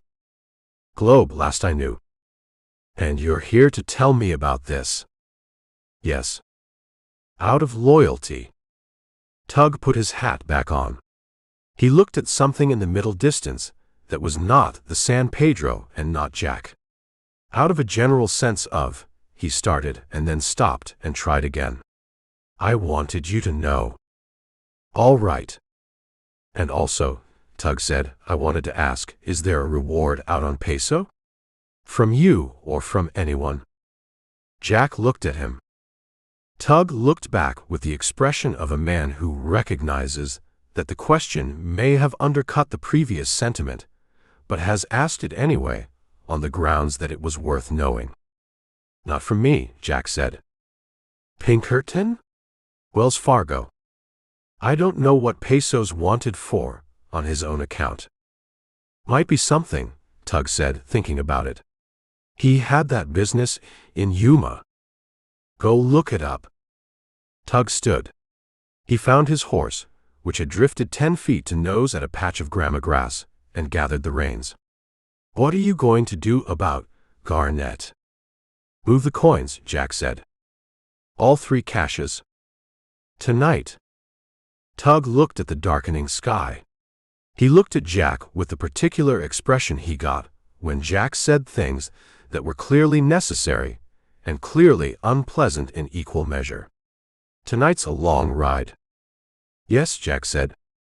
You need help. Jack picked up the tin plate and looked at what was left on it. No, he said.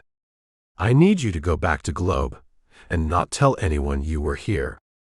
Right. Tug. Yeah. Don't tell Peso you were here either. Tug nodded. He got on the horse and turned it back toward the road and rode out of the sheep camp with the same economy of motion he'd arrived with, a man who had done the thing he came to do and had no reason to linger. Jack watched him go. He sat for a while with the empty plate and the bad coffee and the last of the daylight pulling off the San Pedro and the mountains going dark in the east.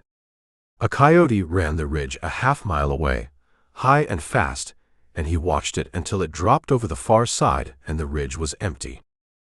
He went inside and got his gear. Bob Paul reached the Aravipa Road before the rain stopped. He'd ridden through most of the storm, which had come in from the southwest as he'd known it would, and dropped 2 hours of hard rain on the canals and the land east of them, and turned the road from packed caliche to a surface that pulled at his horse's feet with each step. He'd camped in the lee of a rock formation, and slept 4 hours and risen in the dark with the rain still coming, and ridden on. The road told him things. It told him a horse had come south along the Aravipa 2 nights ago, before the rain, moving at a walk and stopping at irregular intervals, the stopping evident in the way the tracks deepened and the hoof falls came close together, the horse standing patient while its rider did something that required both hands and the horse's cooperation. 3 stopping places in 1.5 miles of road. Paul got down at each one and crouched in the wet caliche and read what the ground had saved. The 3rd stop had disturbed the earth on the downhill side of the road. Even with the rain, Paul could see it, a low place in the gravel slope, the surface texture different from the surrounding ground, not the smoothed-over look of undisturbed soil, but the settled look of disturbed soil that had been smoothed over by hand. He looked at it for a long time without touching it. Then he stood and looked east along the road and north and south, working through what the 3 stops and the disturbed earth meant, and what it meant that whoever had done this had come back at night to do it, and not in daylight. He got back on his horse.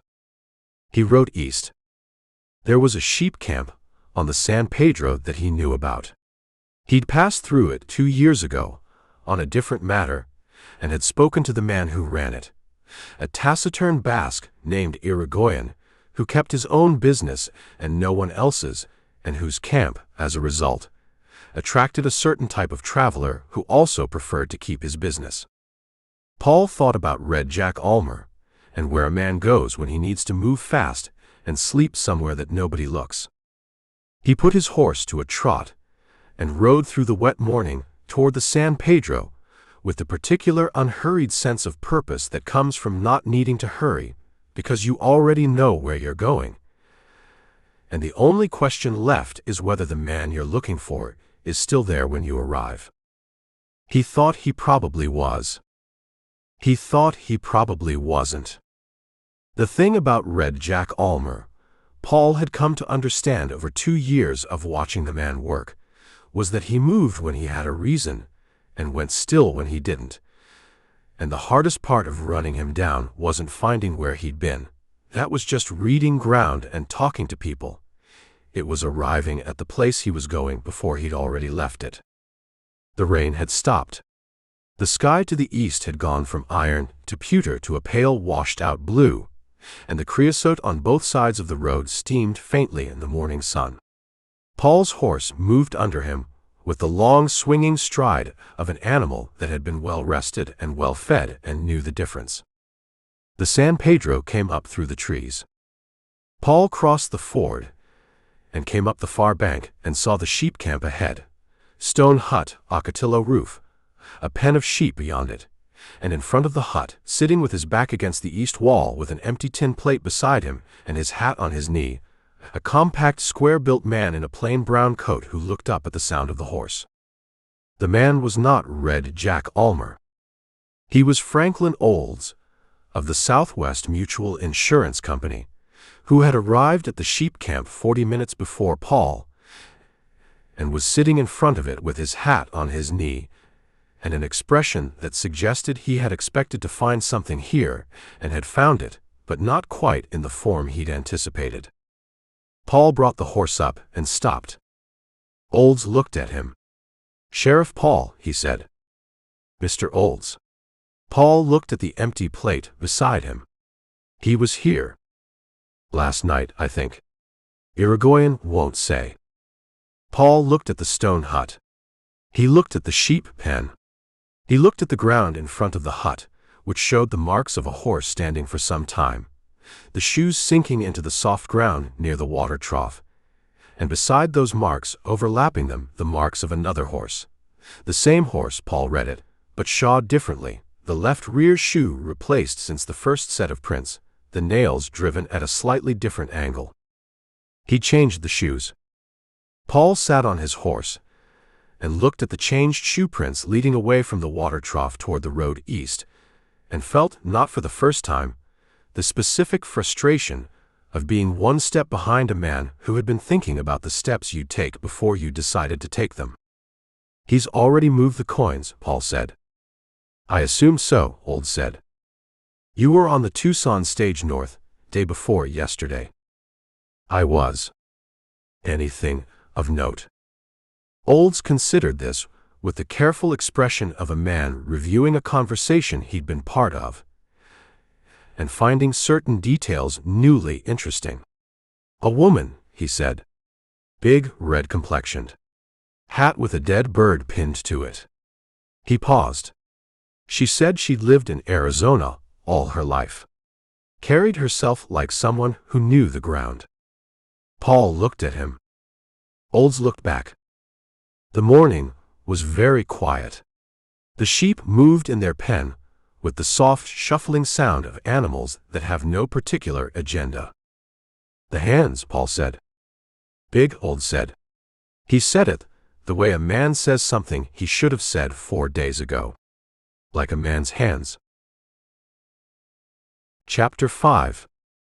The new holes were in the Galluro foothills, which is where Jack went when he needed land that most people had decided wasn't worth the effort of crossing. The Galuros were that kind of mountains. Not dramatic, not mineral-rich, not on the way to anywhere that anyone needed to be. They were just difficult. Sharp basalt and scrub oak and ridgelines that looked approachable from below and turned out, once you were on them, to be something else entirely. Jack had spent 2 days in them in 1881 on the run from a Cochise County deputy, and had come to regard them with the cautious affection a man develops for terrain that has used him hard and let him live. He moved the coins 3 nights running. 1 cash per night. An hour of riding to the new location, an hour of work in the dark, an hour back.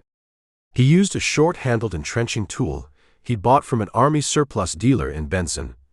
Paid cash, gave a false name. The dealer had been a one-armed veteran who didn't ask questions and didn't look at faces, which were the 2 qualities Jack looked for in a supplier. The first night was the hardest. The original cache near the Aravaipa Road had been deep, deeper than he'd needed to go. But depth was insurance, and Jack believed in insurance, and the wet ground after the rain had packed down over the disturbed soil and required 20 minutes of careful work before he reached the sacks. He loaded them on the brown horse in the dark, 4 at a time, walked the horse 2 miles on a game trail that didn't appear on any map he'd ever seen, and dug again. The second night, he found the original site of the 3rd cache already disturbed. Not by Paul. The work was too sloppy for Paul. The soil thrown wide, the scrub brush around the hole broken and bent, footprints left in the caliche without any apparent concern for what they showed.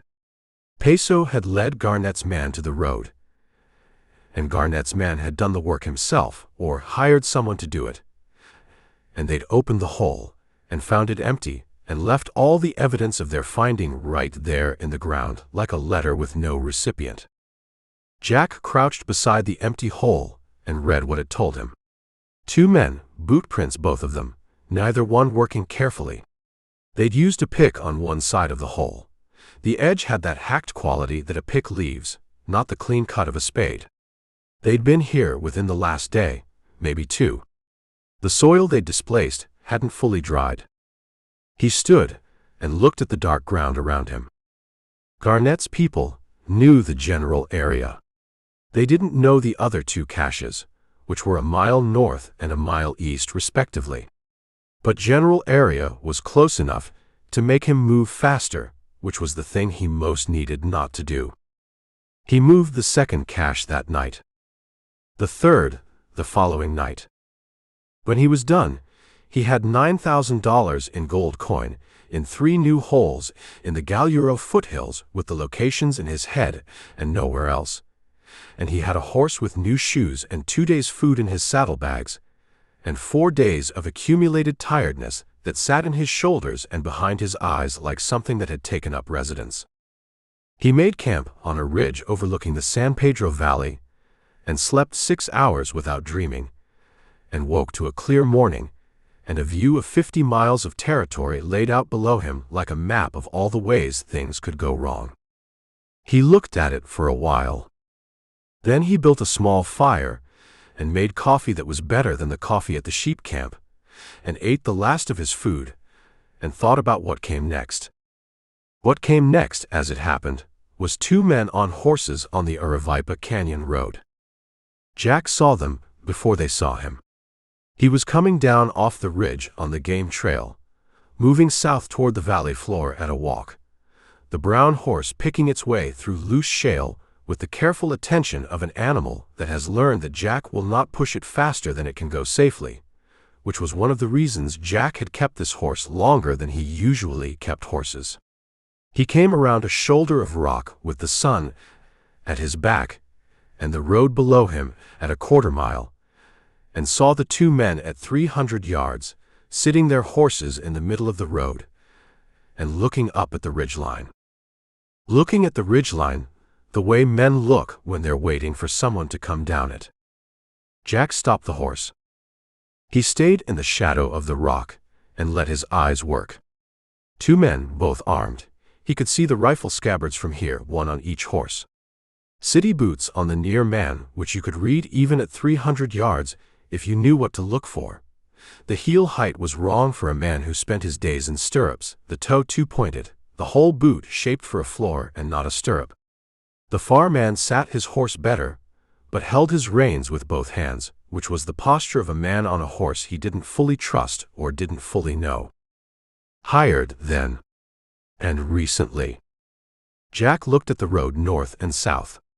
No one else visible. He looked at the terrain between him and the 2 men, reading it the way he read all terrain. For routes, for cover, for the distance a man could cover at a run before he'd be in range of a rifle. 300 yards. Call it 250 by the time he cleared the shale. He had the Colt.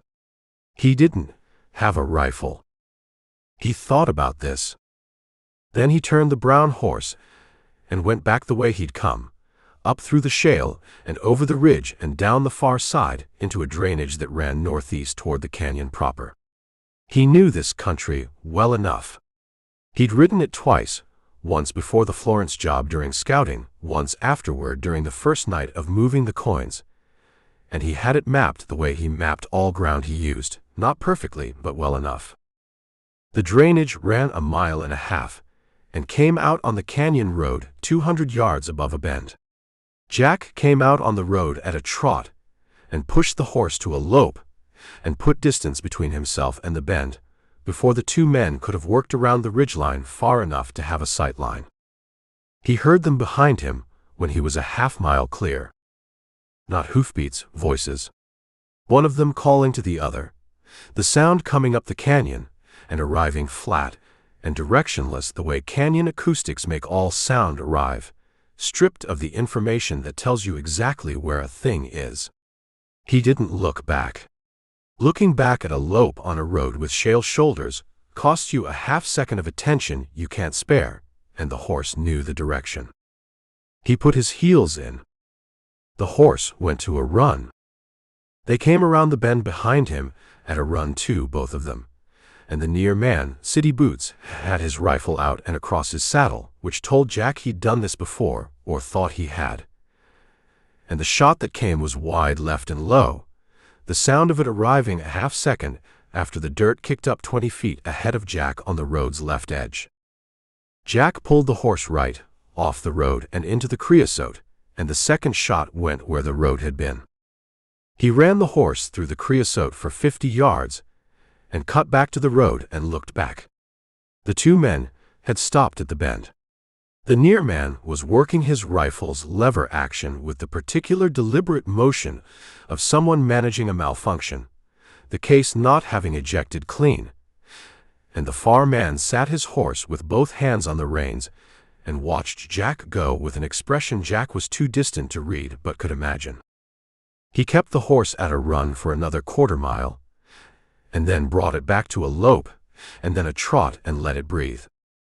Garnett's men. Had to be. Nobody else knew this road, this area, this general shape of things well enough to be waiting on it.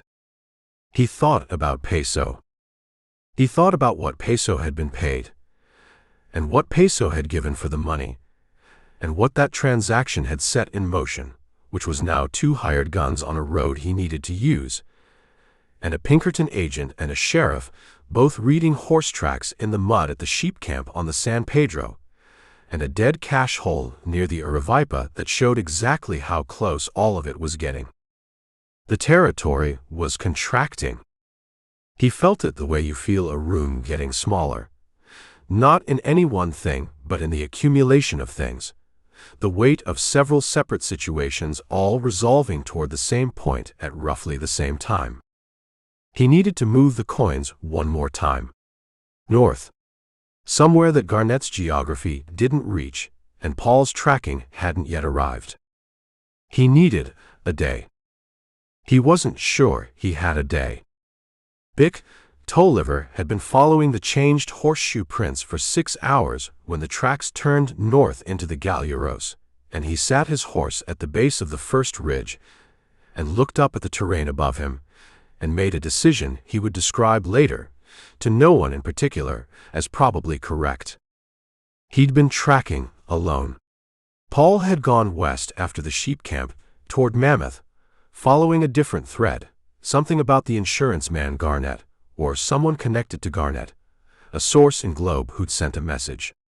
Olds had ridden north toward Tucson, where he said he needed to send a wire to San Francisco. Tolliver had ridden east because the tracks went east, and because no one had told him not to. He was better at this than he'd been 2 weeks ago. Not good. He understood the difference between what he knew and what Paul knew, the same way you understand the difference between being able to read words and being able to read the thing the words are saying, but better. He'd learned to read depth before direction. He'd learned to check the obvious line and then check the lines on either side of it, because a man who knew he was being tracked set his sign on the obvious line only when he wanted you there. The Galuro tracks went north on a game trail that showed the horse's weight and gait, and the intervals between steps, which put the time of passage at 2 days prior, moving at a walk, unrushed. Jack had been careful here. More careful than on the San Pedro Road, where the sheep camp prints had been made in soft ground after rain, and showed everything. Tolliver tied his horse at the base of the ridge and went up on foot. He was gone 2 hours. When he came back down, he had mud on both knees and a scratch on his left cheek from a mesquite branch, and a fairly clear picture of the terrain above the game trail, what it led to, where it turned, the ridge campsite with the fire ring of 4 rocks and the coffee grounds still black and wet looking in the ash. Recent. A day, maybe less. He sat on a rock at the base of the ridge and drank water from his canteen, and thought about what he had and what he still needed. He had direction, north into the Galuros. He had timing, close, maybe a day behind. He had method, a man moving carefully, moving at night based on the dew line on the fire ash, camping in high ground with sight lines. What he didn't have was where north went in the Galuros, which was country he'd never ridden and couldn't read from the outside. He needed someone who knew it. He drank the rest of his water. He thought about this for a while. He got back on his horse and rode south toward the San Pedro, toward the Basque sheep ranchers' camp, because a man who kept his business and no one else's and allowed a certain type of traveler to pass through his property had of necessity learned the country those travelers moved through. It was the kind of thinking Tolliver was getting better at. Not the instinct Paul had, which was a different thing entirely, but the practical reasoning of a man learning the job from the job itself. 4 months ago, he would have followed the tracks up the game trail until he ran out of light or ran out of trail, whichever came first. Now he stopped and got the information he needed before he used it. He didn't know yet whether this would be enough. He suspected it would not. He rode south anyway. Peso Archuleta was in a saloon in Globe called the Congress Hall when the 2 men from Tucson found him, which was not where he'd intended to be found, though he had not, in fairness, made any serious effort to be elsewhere. He'd taken Garnett's advance, $200 in paper, which was more money than Peso had held at one time since a lucky night at cards in Bisbee in 1880, and had spent the first 50 in 2 days with the thoroughness of a man who doesn't believe the money will last and decides to prove himself right. The 2 men from Tucson were not the same 2 men who'd been on the Aravaipa Road that morning. These 2 were different, quieter, better dressed, with the unhurried quality of men who didn't need to rush because the man they were looking for was always going to be in a saloon. They sat down on either side of Peso without invitation. Peso looked at the one on his left. He looked at the one on his right. He looked at his glass, which was the glass of a man who had recently decided to order one more, and was reconsidering that decision in light of new information. Garnett says the holes were empty, the one on the left said.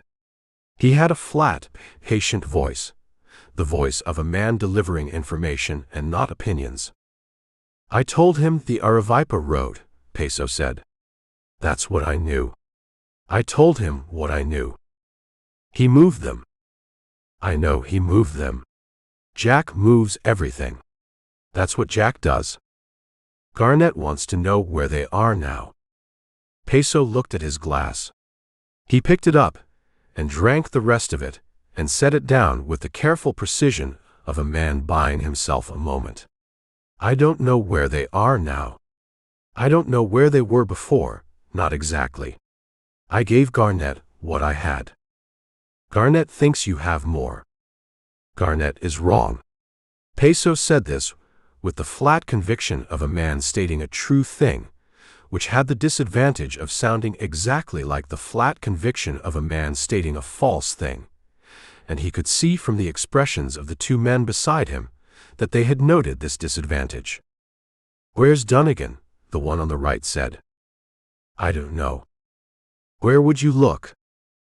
Peso thought about Tug Dunnigan, who had told him he felt bad about what Peso had done, and had then gone somewhere north toward the San Pedro and not come back.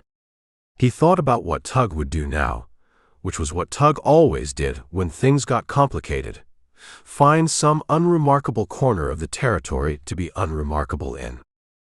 "I wouldn't look," Peso said. "That's my honest advice. Tug Dunnigan in a bad situation is not a man you want to be around." The one on the left stood. The one on the right stood. "Garnett says stay and Globe," the left one said. "For how long?" Neither of them answered. They walked out of the Congress Hall without looking back, and Peso sat at the bar and looked at his empty glass and thought about the sequence of decisions that had brought him here, which was not a long sequence but had moved faster than he'd expected. He signaled the bartender. He ordered another drink.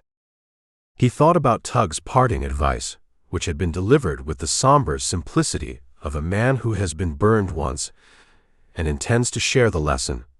"Garnett doesn't care about you, Peso. Garnett cares about the coins. When Garnett stops needing you, you stop being useful, and a man who stops being useful to a man like Garnett has a problem." Peso had not thought Tug was smart enough to say something like that. He was reconsidering a number of things. Jack came down out of the Galleros on the afternoon of the fourth day and picked up the road east of Mammoth and rode toward the San Pedro at a walk, because a man on a walking horse looks like a man going somewhere ordinary, and a man at a lope looks like something else. He was tired in the way that accumulates over days. Not the clean tiredness of one hard day that sleep fixes, but the layered tiredness that gets into the joints and behind the eyes and requires more than sleep to resolve. He'd been moving for 4 days on short rest and short food and the particular mental expenditure of constant alertness, and the country looked different when you were tired in this way. Flatter, brighter, the distances compressed so that things far away looked closer than they were. He needed to stop. He needed to find somewhere to stop that wasn't any of the places people were looking for him, which eliminated the obvious options. The San Pedro country was compromised. Paul had been there, Olds had been there, and the Basque rancher would not shelter him twice in the same week. Mammoth had Pruitt in it, who was not a threat exactly, but was a loose thread in a situation that had accumulated enough loose threads already. He thought about the water hole east of the final mountains, which was a place he knew from years of using the country between Florence and the Gila. A seasonal seep fed by the runoff from the canals, reliable in spring, gone by June. Off any road. No structures nearby. The kind of place you knew if you knew the country and didn't know if you didn't. 2 days' ride. Maybe less if he pushed. He pointed the brown horse east and held it at a walk and let the road go under them. The afternoon light came in low from the west and threw the saguaros into long blue shadows that stretched east ahead of him like they were pointing the way. He rode through the shadows, and the shadows moved with him, and the country around him was very still and very large, in the way the desert is still and large in the hour before dark, when the heat has gone, but the light hasn't yet, and everything sits in a moment of balance that you know won't hold. He heard hoofbeats. Coming from behind him, from the road south, a single horse moving at a trot, not the rushed trot of pursuit, but the working trot of a man covering ground with a destination. Jack didn't look back. He let the sound come up behind him, and let his hand drift toward the colt and let it rest there. The hoofbeats slowed. Came up beside him. Jack turned his head. Big Tolliver rode a gray horse with a blaze face, and moved with better seat than he'd had on the Florence stage, the posture less rigid, the hands quieter on the reins. He had his cavalry hat, and his canvas duster, and the Remington in the holster on his right hip, and the document case was gone. His wrist was bare. He looked at Jack the way he'd looked at him through the rear window of the Florence stage, front sight, no flinch. Neither of them reached for anything. They rode alongside each other at the same pace for 20 yards, 30, the road running east into the last of the afternoon light. "I've been behind you for 3 days," Tolliver said. Jack said nothing. Galluros. The game trail. The ridge camp. "You climbed the ridge on foot," Jack said. "Got mud on both knees. Coffee ash is 2 days old, if the dew hasn't hit it yet. You were reading it fresh." "I know," Tolliver said. "I figured that out after." They rode. The shadows of the saguaros stretched long on the road ahead of them. "You're not going to take me in," Jack said. It was not a question. Tolliver looked at the road. He looked at the horizon, where the pinals stood blue and final in the late light. He thought about the thing he'd decided when he came up alongside the road and saw Jack ahead of him, alone, the red hair visible from 50 yards in the afternoon sun. The thing he'd decided and not yet entirely understood his own reasons for. "Not tonight," Tolliver said. Jack looked at him. "You let me live on the canyon road after the robbery," Tolliver said. "You had a clear shot, and you didn't take it. I've been thinking about why." "Don't read into it," Jack said. "I'm not reading into it. I'm acknowledging a fact." "Acknowledging it how?"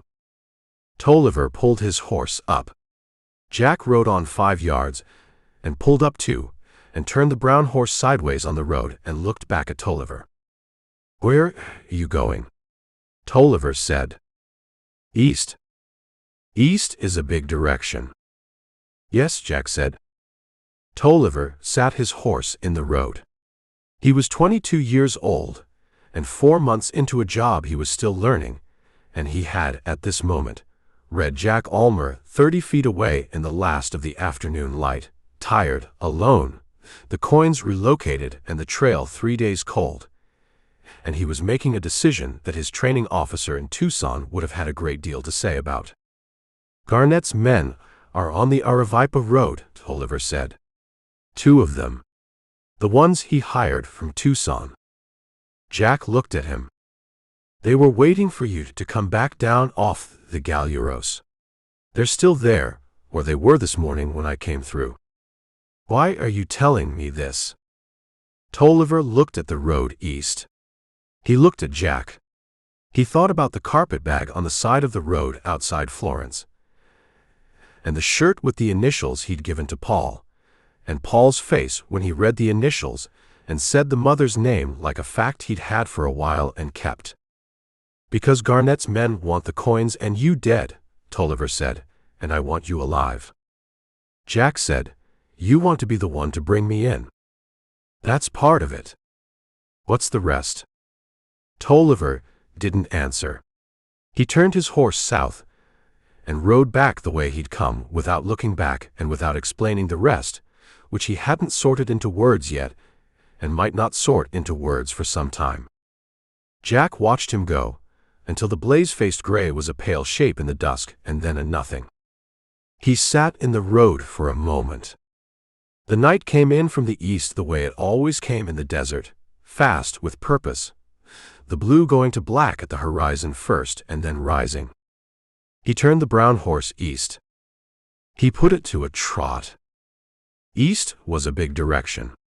He needed to be inside it before full dark, moving toward the water hole and the day of rest he'd been owed for a week, and collecting as he went the particular feeling that had been building for several days. Not fear exactly, and not the clean readiness of a man with a plan well made. Something more like the feeling of a hand closing, slowly, around something you can't see but can feel the shape of. Arizona Territory, in the spring of 1883. Getting smaller every day. Chapter 6. The waterhole east of the final mountains was exactly what Jack had said it was when he'd said it to himself on the road. A seep, a seasonal thing, unreliable, except in spring, unknown to anyone who hadn't spent years using the country between the Pinals and the Gila in the specific manner that Jack had used it. The water came out of a crack in a low shelf of basalt and collected in a natural basin the size of a wagon bed, green at the edges with watercress, rimmed on two sides by cottonwood and desert willow that in late afternoon threw shade long enough to lie down in. Jack reached it on the morning of the second day after the road. He let the brown horse drink first, standing knee-deep in the basin, the water coming up dark around its legs. While it drank, he stripped the saddle and blanket and set them on the basalt shelf and lay back against the rock with his hat over his face and felt the accumulated weight of the past week settle into his back and shoulders and stay there. He slept 2 hours. When he woke, the horse had come out of the water and stood in the cottonwood shade with its eyes half closed, drying in the heat. The sky above the final mountains was a furnace blue, no cloud, the sun straight overhead and serious about it. The territory in late spring did not compromise on temperature.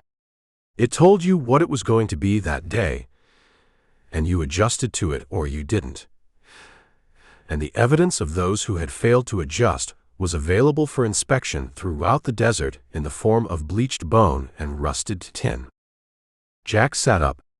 He built a fire, small, in a rock ring that someone else had built and used before him, the ash in it several seasons old, and made coffee and ate the last of his food, which was 4 strips of dried beef that had been optimistic when fresh and were now past the point of description.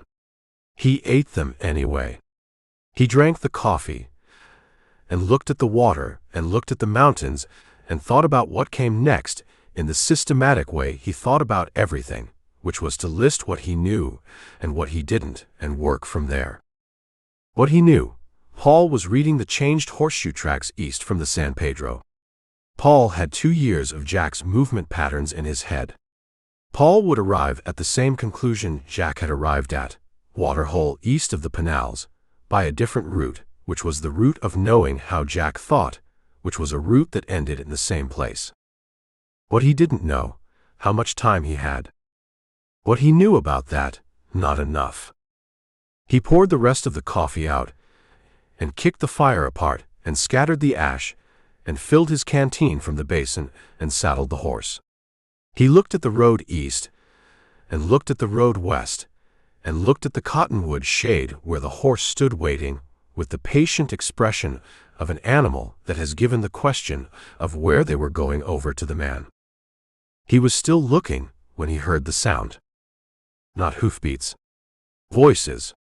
Coming from the south, from the scrub oak below the basalt shelf, the particular carrying quality of a voice in desert terrain where sound moves differently than in any other landscape, arriving before you expect it from a direction you didn't anticipate. 1 voice, he counted. Then 2. He had the colt in his hand before the second voice registered, not drawing it consciously, but finding it there the way a tool finds the hand that knows it. He stepped back against the basalt and watched the scrub oak below the shelf. 2 men came out of it. Not Paul. Not Tolliver. Not anyone Jack had seen before. They were arguing. The argument concerned cards. Specifically, it concerned whether a man named Grover had palmed a jack of diamonds during a hand of Monty at the Congress Hall in Globe the previous evening. And the man on the left, short, sunburned, wearing a hat that had been sat on, was of the firm conviction that Grover had. And the man on the right was of the equally firm conviction that the man on the left had simply played badly and was looking for a reason that reflected well on himself. This was Dobie Pruitt. Jack recognized the voice before he fully resolved the face, that particular carrying quality, the tone of a man who holds all positions with equal and absolute certainty regardless of the evidence. Pruitt came out of the scrub oak behind his companion and stopped at the edge of the basalt shelf and looked at the water hole with the expression of a man who has been promising himself water for 2 miles and has arrived to find it. He looked at the water. He looked at Jack. He looked at the colt in Jack's hand. "Ha," Pruitt said. "Pruitt," Jack said. Pruitt looked at him for a moment, working through something. The companion, a heavy-set man Jack didn't know, with a mule on a lead rope behind him, stopped short and put his hands out to his sides in the universal posture of a man who wants to be clear that the gun is not his situation. "I know you," Pruitt said. He said it the way a man says a thing he is genuinely working out rather than announcing. "We've met." "Mammoth," Jack said. "The Blue Diamond." "The Blue Diamond." Pruitt nodded, satisfied. "You bought me a drink." "2 drinks." He looked at the colt. "You going to put that away?" Jack lowered the gun. He didn't put it away.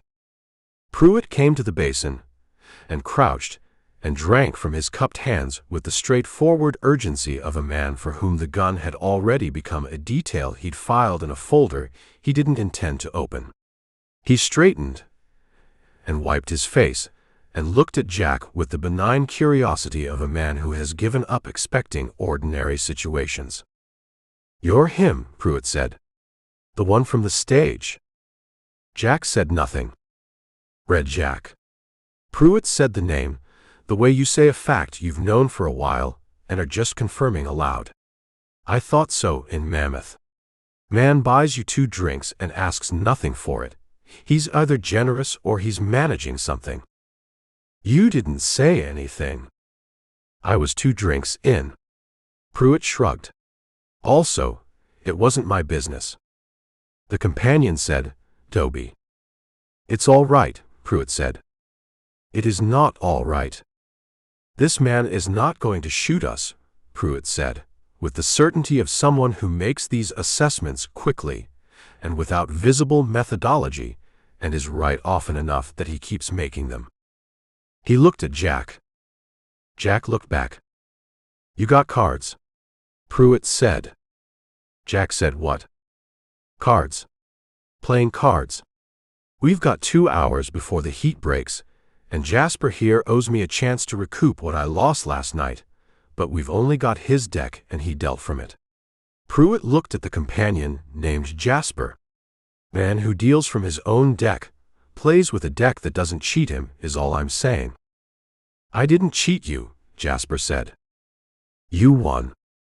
"Those are different things, Dobie."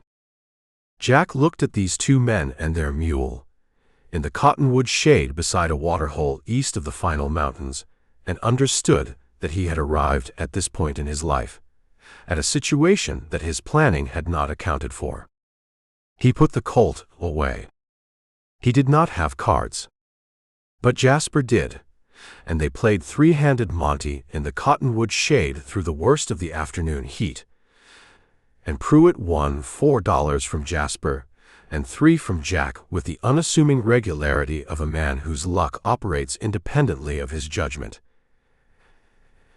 And the afternoon moved in the slow way of desert afternoons when the heat pins everything down, and the only reasonable activity is to wait it out. Pruitt, between hands, talked. He talked about the robbery, The way a man talks about a thing he was present for, that has since become a story, with the particular ownership of the eyewitness who knows the story will outlast the event. He talked about the woman on the coach, about the hair and the hands and the voice, and he talked about what he'd said to her and what she'd said back. And at no point in any of this did he look at Jack with anything other than the engaged expression of a man sharing a good story with someone who hasn't heard it. Jack dealt.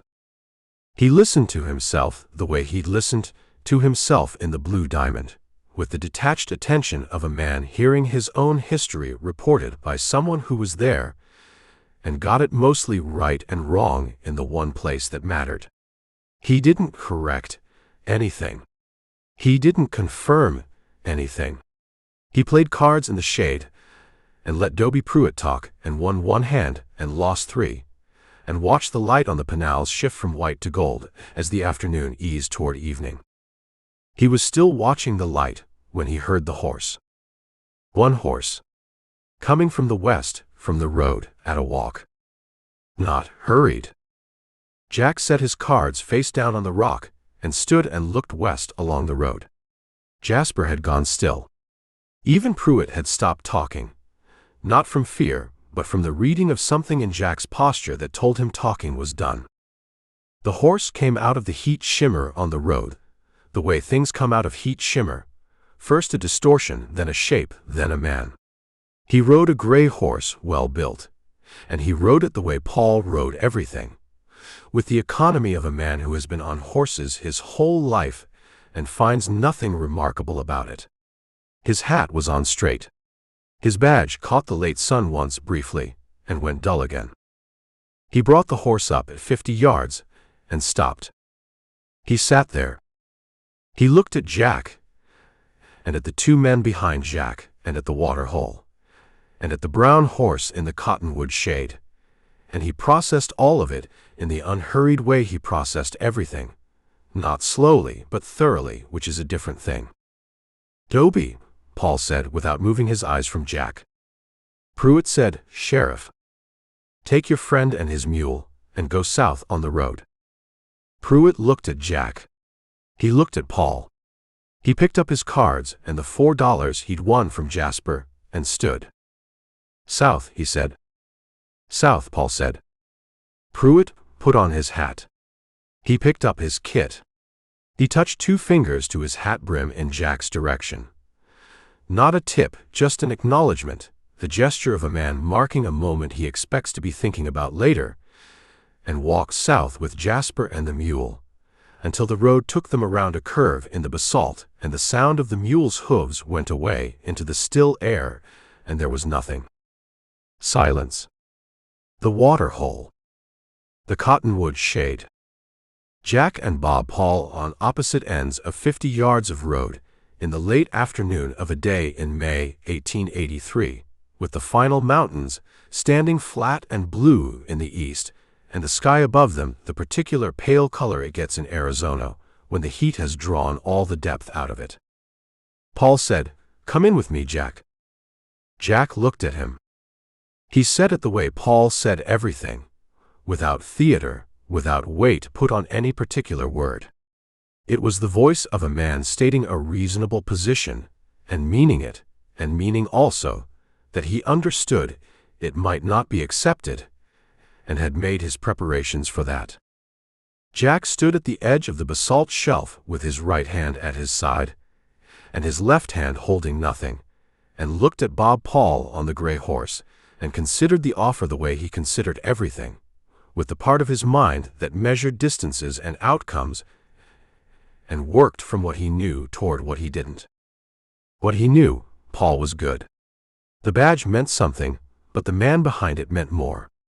2 years of Paul reading his sign, studying his method, arriving at the right place at the right time, that didn't happen by accident. That was a specific kind of intelligence applied to a specific kind of problem. And the problem was Jack. And Paul had been working it longer than Jack had known he was being worked. What he knew about himself, 4 days of short sleep, 4 days of moving, the tiredness that had moved from his shoulders to his chest to somewhere deeper. The Colt on his hip, the hammer on a live round, the checkering worn smooth. His right hand 30 inches from the grip. What he knew about how this ended, he had always known, in the way you know things you don't put into words because the words make them too solid, too close. Arizona Territory, in the spring of 1883. Getting smaller every day. There is a version of this story in which a man rides out of it. He had been telling himself that version for 2 years. He considered the offer for 4 seconds. 4 seconds is a long time when a man is waiting to see what another man will do. Paul waited. Jack's hand moved. Paul cleared leather first. He cleared it the way he did everything, without ceremony, without the particular hesitation that comes from wanting to seem reluctant about a thing you have already decided to do. The gun came up, and the hammer came back, and the shot broke the late afternoon silence in 2 pieces, and the echo of it went east into the final mountains and came back a half-second later as something smaller and diminished. Jack's shot went into the basalt shelf. He was already falling when he fired it, his right leg going out from under him, and the Colt discharged when his knee hit the rock, and the barrel was pointed at nothing useful, and the bullet went into the stone and left a white mark there that would still be visible in that same basalt shelf 30 years later to anyone who knew what they were looking at and why.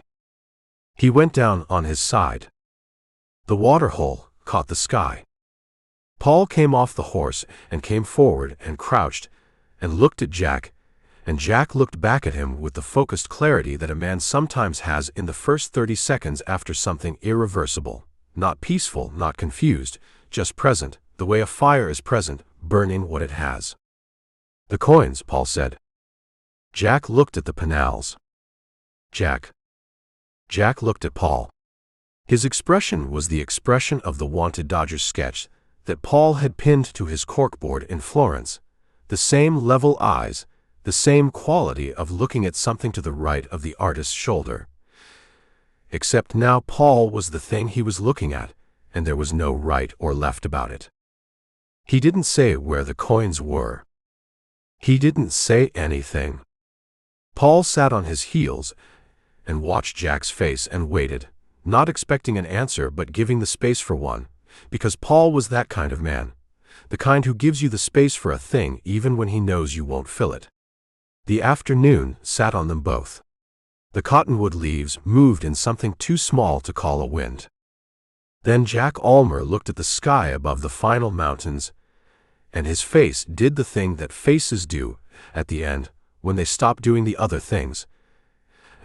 And Bob Paul stood and put his hat straight, and looked at the waterhole for a moment, and looked at the brown horse in the cottonwood shade. The horse looked back at him. Paul went and got his own horse. He led both horses to the basin, and let them drink side by side, which they did with the cooperative indifference of horses who have never met and have no opinions about each other. He stood beside them, and looked east at the final mountains, and listened to the desert settle back into itself around the place where the shot had been. It took a while. It always took a while. When it was done, he collected what needed collecting, and started west on the road toward Florence in the last of the light, leading the brown horse, and the desert closed up behind him the way it closes up behind everything, completely without comment, without any indication that something had been there that wasn't there now. Walter Garnett's insurance fraud took 11 weeks to unravel from the moment a junior accountant at the Southwest Mutual underwriting office in San Francisco noticed that the policy amount on the Florence Globe shipment did not match the smelter's contract documentation, which he had requested as a routine audit and received without anyone thinking to intercept it. Garnett maintained, through 2 interviews with Pinkerton investigators and 1 with a federal prosecutor, that the discrepancy was a clerical error. The clerical error argument held for about a week, at which point a Globe freight agent named Cordero, who had handled the paperwork on 3 previous Garnet-insured shipments with similar discrepancies, concluded that his own continued freedom outweighed his loyalty to a man who had never expressed any particular loyalty to him, and told the federal prosecutor everything he knew in exchange for everything he was allowed to keep. Garnet went to the territorial prison at Yuma in August of 1883. Franklin Olds of the Southwest Mutual Insurance Company, who had spent 14 months on the Red Jack case and had sat next to the man himself for 40 miles without knowing it, wrote a report about the investigation that the San Francisco office filed and did not circulate widely for reasons that were not difficult to understand. The $9,000 in gold coin was never found. Not by Paul, not by Olds, not by the Pinkerton Agency, not by Garnet's 2 hired men, who abandoned the Aravaipa Road 3 days after the waterhole and returned to Tucson and did not speak about what they had been hired for. Not by Bick Tolliver, who spent 2 days in the Galuro foothills the following summer looking for disturbed ground in the right locations and found nothing that he could be certain about, and who had the honesty to write in his report that the coins were likely still there in the ground, in country that was nobody's particular business, and that they would probably remain there until someone dug them up by accident or the desert swallowed them entirely, which in his estimation were equally probable. Tolliver received his full marshal's commission in March of 1884. He worked the Tucson district for 11 years. He was not the kind of lawman who became famous. He was the kind who became trusted, which served the job better and served him well enough. Tug Dunnigan rode north in the summer of 1883 and was not heard from again in any record of Arizona territory, which may mean he became someone else somewhere else, or may mean something simpler. There is a man named T. Dunn in the census records of Elko County, Nevada, in 1890, who gave his occupation as ranch hand and his age as 41, which would fit, but it may not be the same man, and there is no one left to ask. Peso Archuleta left Globe 2 days after Garnet's men told him to stay, and drifted south, and eventually wrote a manuscript of 63 pages in Spanish in a hand that suggested the manuscript was the first sustained writing project of his life, that he titled with more self-awareness than his associates would have predicted, Memorias de un hombre inútil. He attempted to have it published in Tucson, in Santa Fe, and once in Mexico City. It found no publisher. The manuscript passed through several hands after Peso's death in 1897, and was last known to be in a trunk in a storage room at a hotel in Nogales, and may still be there. Bob Paul continued as sheriff of Pinal County. He caught other men. He was not surprised by most of them. 3 weeks after the waterhole, a northbound stage out of Tucson was delayed 40 minutes at the Sacaton relay station when one of the wheel horses threw a shoe, and the station ostler couldn't find his rasp. The passengers, 6 of them, waited in the station yard in the shade of a mesquite ramada and accumulated the various attitudes that passengers accumulate when they are not moving and know they are not moving and are waiting for that to change.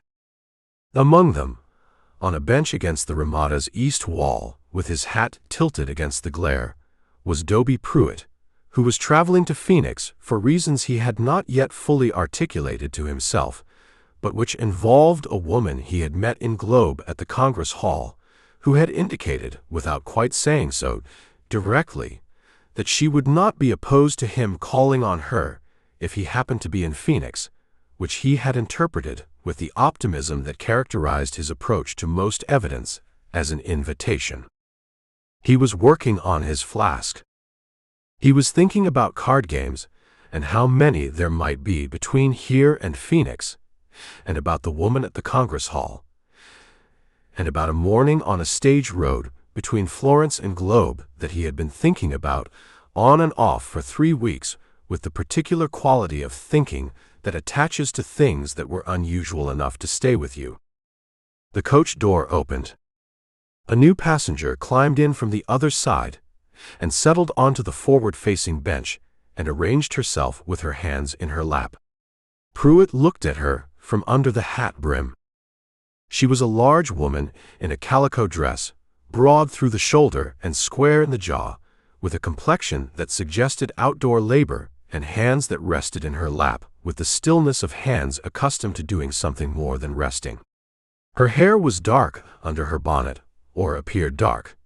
The bonnet was pulled forward enough that it was hard to say for certain. Her boots, visible beneath the hem of the dress where the dress stopped short of the floorboards, were men's boots. The heels were the wrong height for a woman's shoe, and the toe was blunt, and the wear on the soles was the wear of a man's stride. Pruitt looked at the boots. He looked at the hands. He looked at the jaw.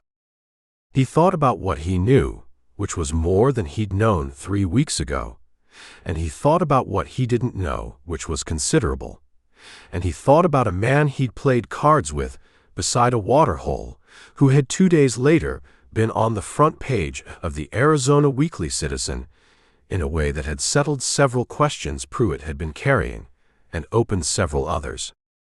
He looked at the woman. The woman looked out the window. The ostler outside called something to his assistant. A harness chain rattled. The stage shifted on its thoroughbraces as someone climbed to the box. Dobie Pruitt looked at his flask. He looked at the woman one more time. At the boots, at the hands, at the bonnet pulled forward, and the jaw beneath it that could be a woman's jaw, and also could be something else. And he felt the sentence forming that he had delivered before on another coach to another large woman in a calico dress, with the honest and arguably charitable intent of a man who believes in giving people his candid assessment of their situation. He thought about the water hole. He thought about Bob Paul's face when he'd ridden up. He thought about a gray horse and a badge catching the light once briefly and going dull. He put the flask away. He looked out his own window. The stage rolled. He didn't say anything. The end. The gold from the robbery was never recovered.